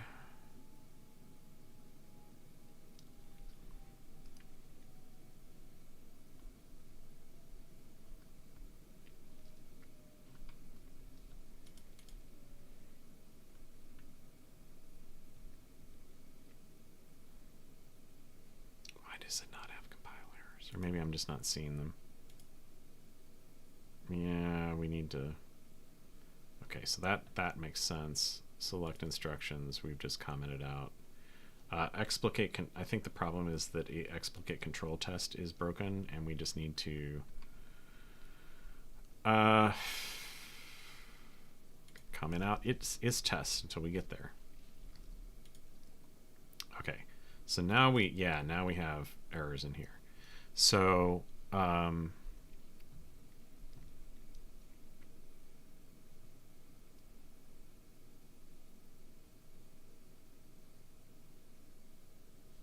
so this should be l while get. And this should be lmon while. Okay, at least then those are okay. Now the parsed,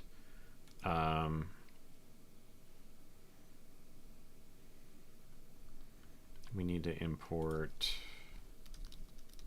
you see passes parse, tokens, and parse.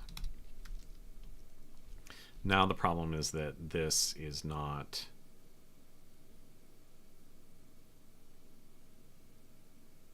it found it a while program, so we need to go through, this needs to go through Uniquify.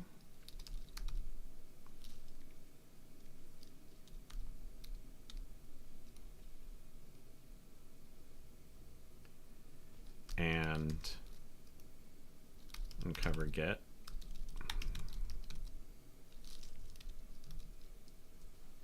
Now it's just complaining that it's not used. So this is just ensuring that if we have a program in text that, and honestly we're going to have to go back and do the shrink pass.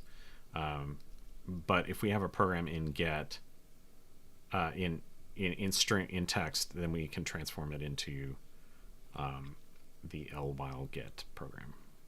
Okay. So what we want to do is do let p is this, and we'll say parsed, right? Because that's what it looks like, parsed. And then we're going to have to construct the AST ourselves, I think. Because what we want to do is p passed to remove complex operands should equal p2.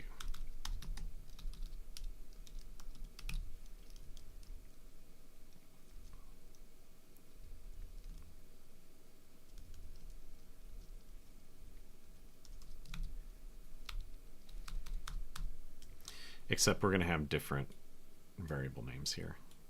I think we do like temp.1, temp.2, temp.3, and so forth. So let's do let p2. And let's construct that AST. Okay, so we're going to do l on dot let, and this will be x2.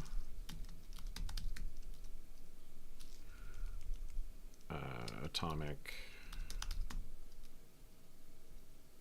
int 10, And this one is going to be a little bit complicated, so we're going to have to take our time. Okay, so y3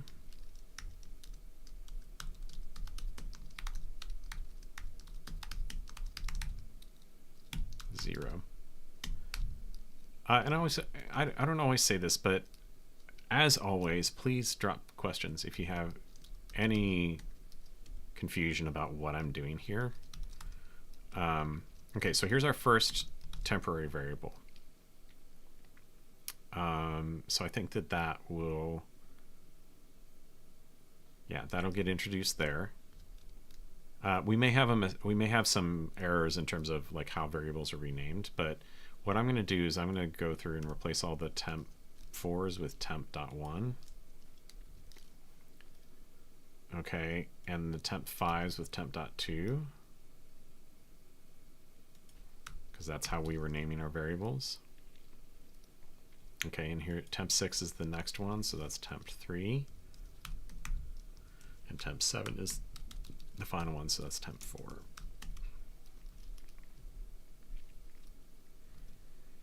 Okay, so yeah, it's messed up my indentation there. Okay, so temp1 is going to get bound to a begin.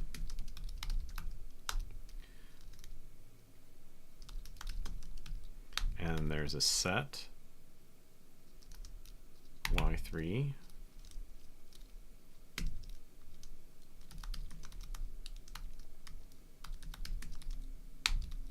Okay. And this is the first expression, and then we return, and I think this is where ours is different. This is going to be, because x2 is mutable, this is going to be a get bang of x2. So I want to, and I don't know, like they're not showing that in here.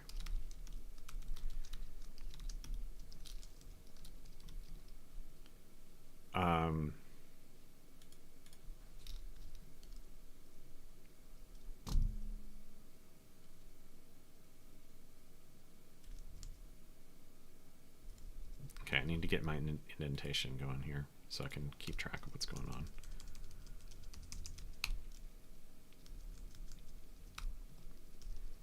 Let's get the y3 on the next line. Okay, temp1, begin.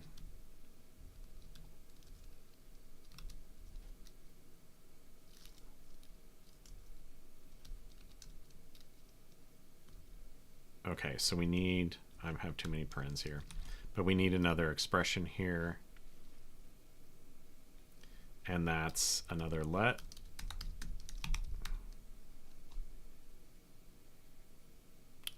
And we have temp2. I'm going to split right so I can have different scroll spots. Okay. Temp2 is going to be bound to another begin. Of course, I'm going on the assumption here that this transformation is correct in the text of the book.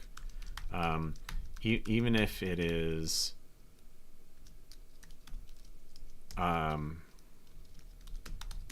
not the same in terms of how variables are numbered and so forth when they're generated.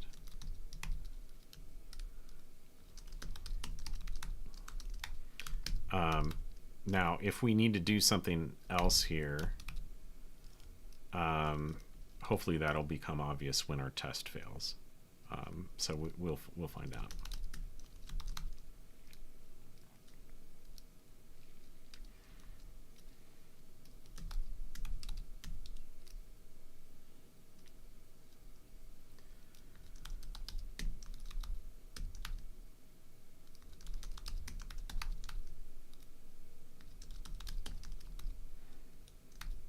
This is temp1, and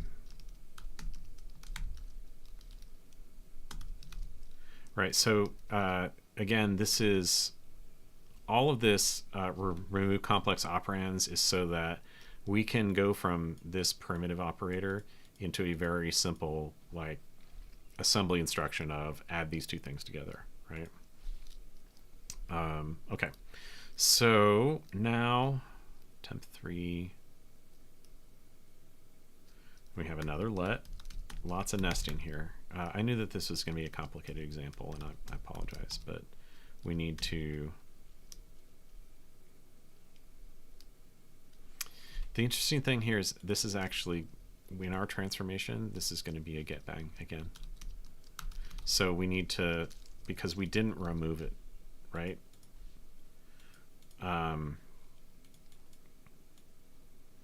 X2 is mutable, so in our uncover get, we will have introduced this here, and so it should be here.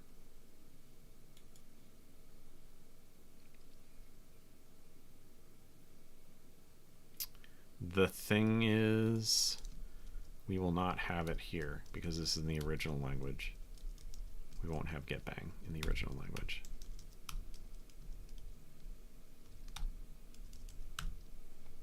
So we need to remove that. But our transformation will go and say, hey, you know, all of those are mutable, so put get bang around them. Okay. So finally, oops, let's make sure I'm scrolled here correctly. So we're going to let temp4 be get bang of x2, comma. And then inside that, finally, we have lmon.prim of plus, and that's going to take var of temp.3 and var of temp.4. Okay, now I think we have a correct, or at least a syntactically correct program. So let's find out how wrong we are. Okay, did I have a problem there?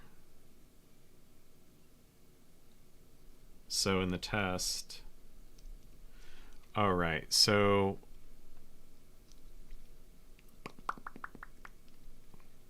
you can't, I don't think that you can,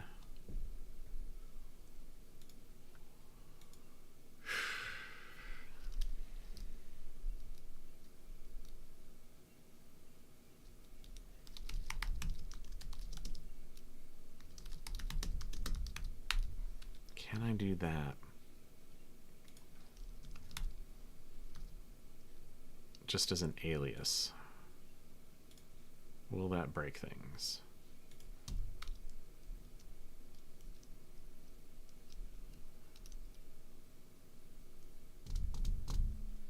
Yeah, that doesn't help anything. So I think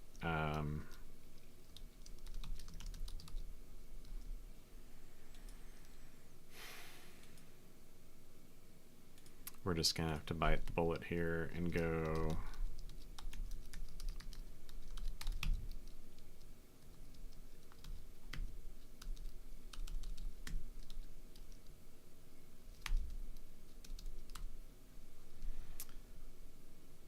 was this, okay, so line 84 and line 96. Let's just fix this. 84. Well, we added a line. So we're going to put that like that. We'll just unqualify it. Line 96. And we'll just import LT. And that should solve that problem. Okay. So we are suffixing variables. That was the uniqueify. The thing is, uniqueify doesn't transform the program. So we can do that and see what's different. Okay, so actually it did the numbering of the assignments slightly different. So we still have 3 and 4 at the end.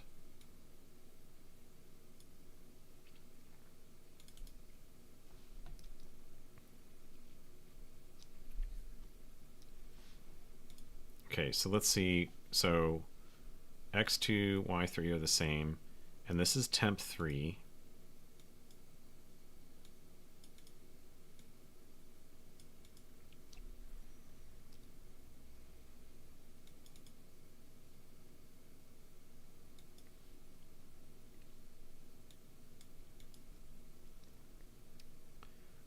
So I wonder if we're doing something wrong here. So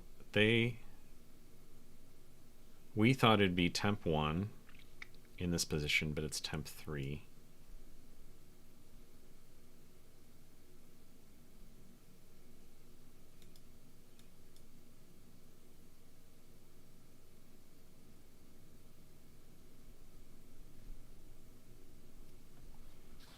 Interestingly, too, the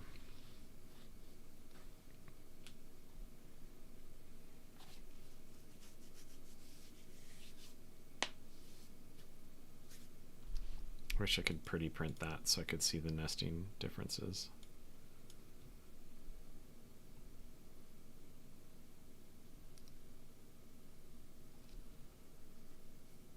Let's just put it in some text. And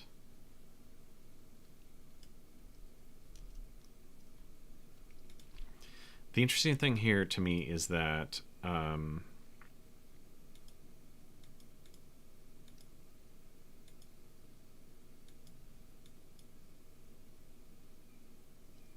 it's binding temp3 to this.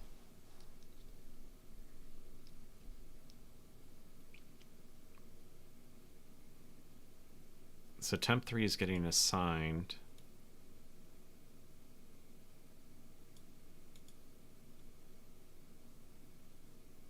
okay, so this let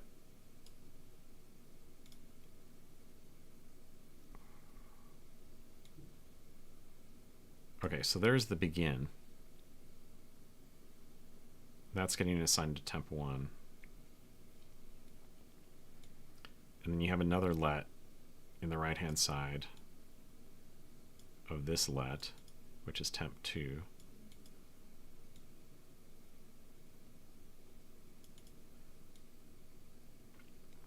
And that's getting assigned this begin, which goes to there. And then you have primitive temp1 plus temp2. You know, I guess it makes sense that the outer one would have a higher number because you are recursing into the deeper expressions first.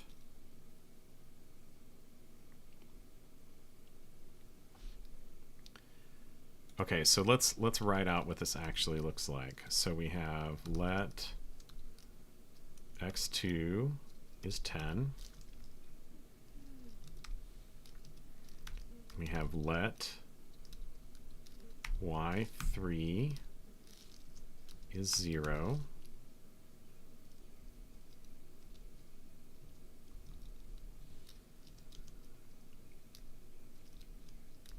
Let temp.3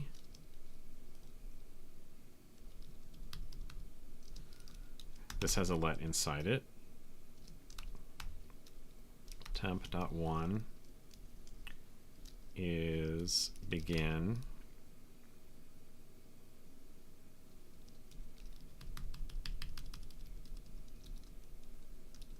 Set bang y3 of read.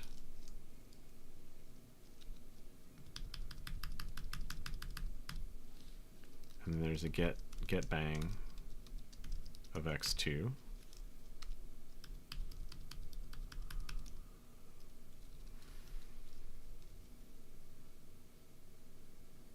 Okay, so that's the end of the begin. So let me get,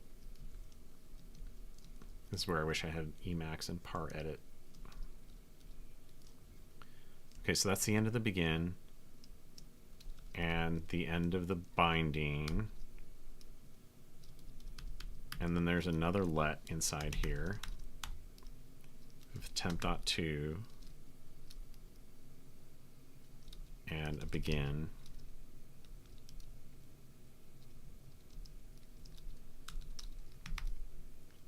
set bang x2 read. I was thinking about going back to Emacs. Yeah, sometimes I want to, but then I'm like, gosh, it was such a pain to set up and maintain.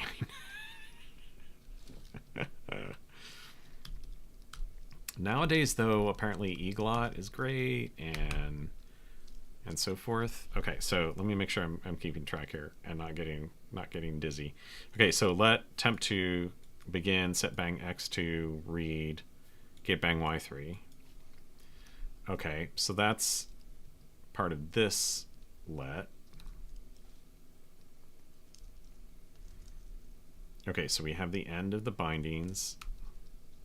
We have the inner expression, and this is going to be plus of temp, let's say temp1, temp2. My main question here is, does this preserve the semantics I want? Okay, so there's the end of the bindings for temp3. Yikes. Okay, so now we're finally to the outer expression, which has another let inside it, temp.4 of get bang x2, right? Right here. Okay. And then finally we have temp.3, temp.4. So let's look at how different this is.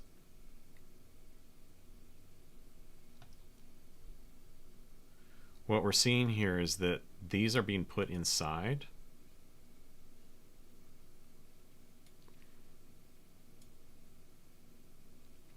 So I think that we have something around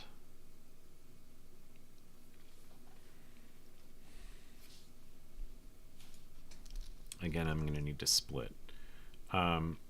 This is the original program, right? So what we're getting is this.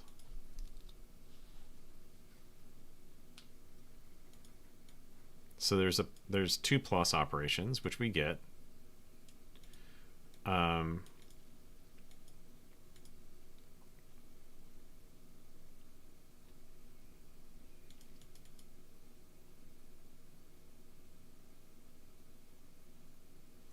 So this get bang of x2, that's why this one's pulled out. So both sides of this are considered complex expressions because x2 is mutable in here, and so we need to treat this as get x2. So that's why that's pulled out. That makes sense. Temp3 makes sense to be pulled out of that expression as well because it contains a complex operation. So what's not clear to me is why these are getting dumped in here.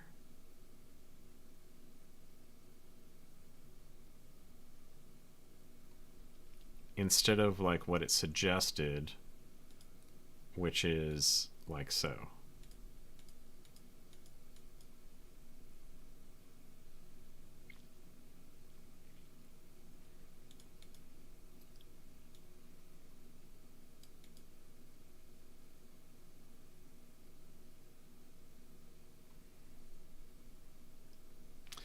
I think we may need to leave this until next week. So unfortunately, there's something. Maybe we can figure out where it's probably happening.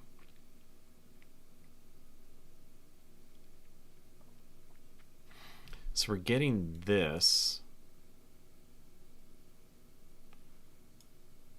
rather than the bindings on the outside, and temp3 is plus these two things.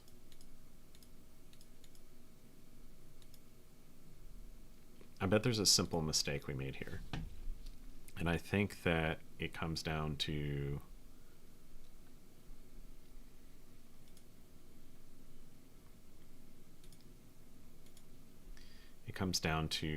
what we're doing here in RCO Atom.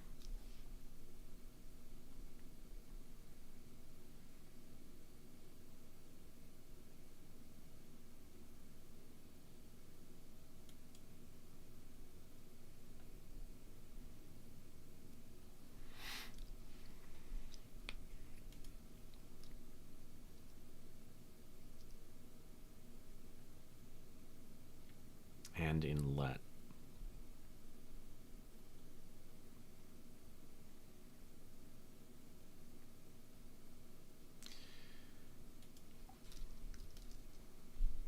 Let's look at the original program. Okay, so this is expression level, this is expression level. Those stay the same. So plus both of these have to be atomics. This is a get bang. This is another primitive expression or primitive operation. So here in prim, I'm sorry, in RCO atom, it's calling, you know, pull this out into a variable.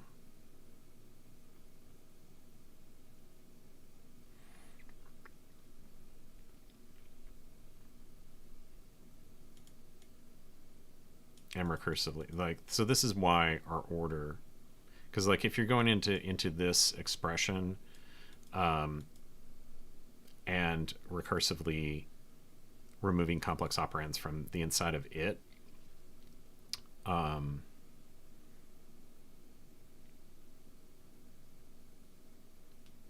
it makes sense that those would get updated first before you increment the variable for this. So like honestly, I just need to fix the orderings here. This should be like the inner ones should be temp1, except those are the inner ones. So but the thing is, it's not,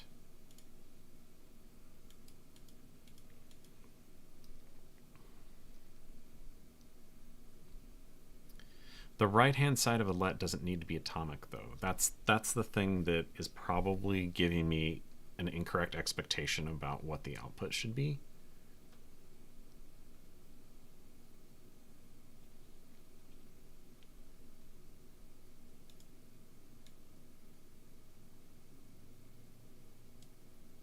So it's like putting these lets inside here.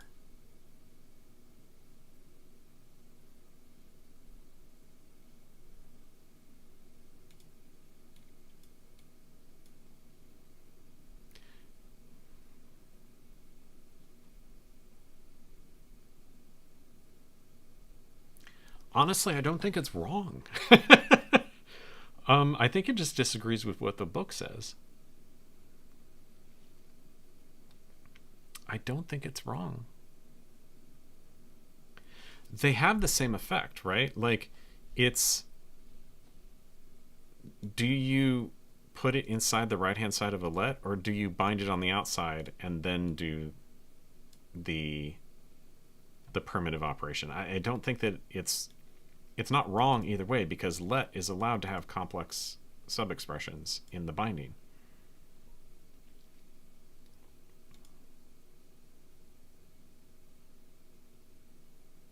So I think this is just a place where we disagree with the book. And that's okay.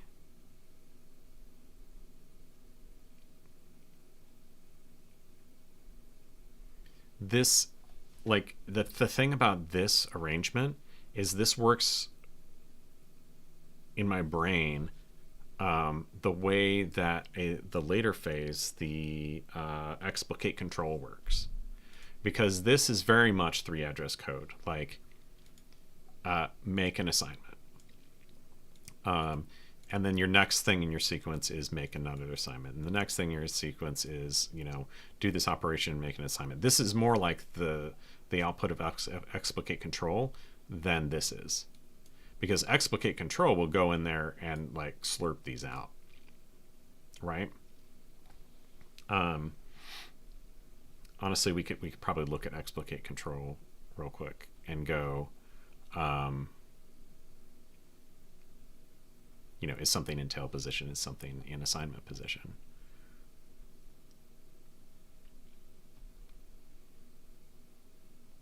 So I think explicate control produces something that looks more like what we thought this is. but remove complex operands doesn't need to. It's going to produce this. And I think that that's okay. Because I don't see a semantic difference here. It's just a matter of when do you do this binding? Like, do you do this binding inside lets for its suboperands? Or do you compute the internal expression and then bind? And what our code is doing is this. So I think we need to put a pin in it there for today.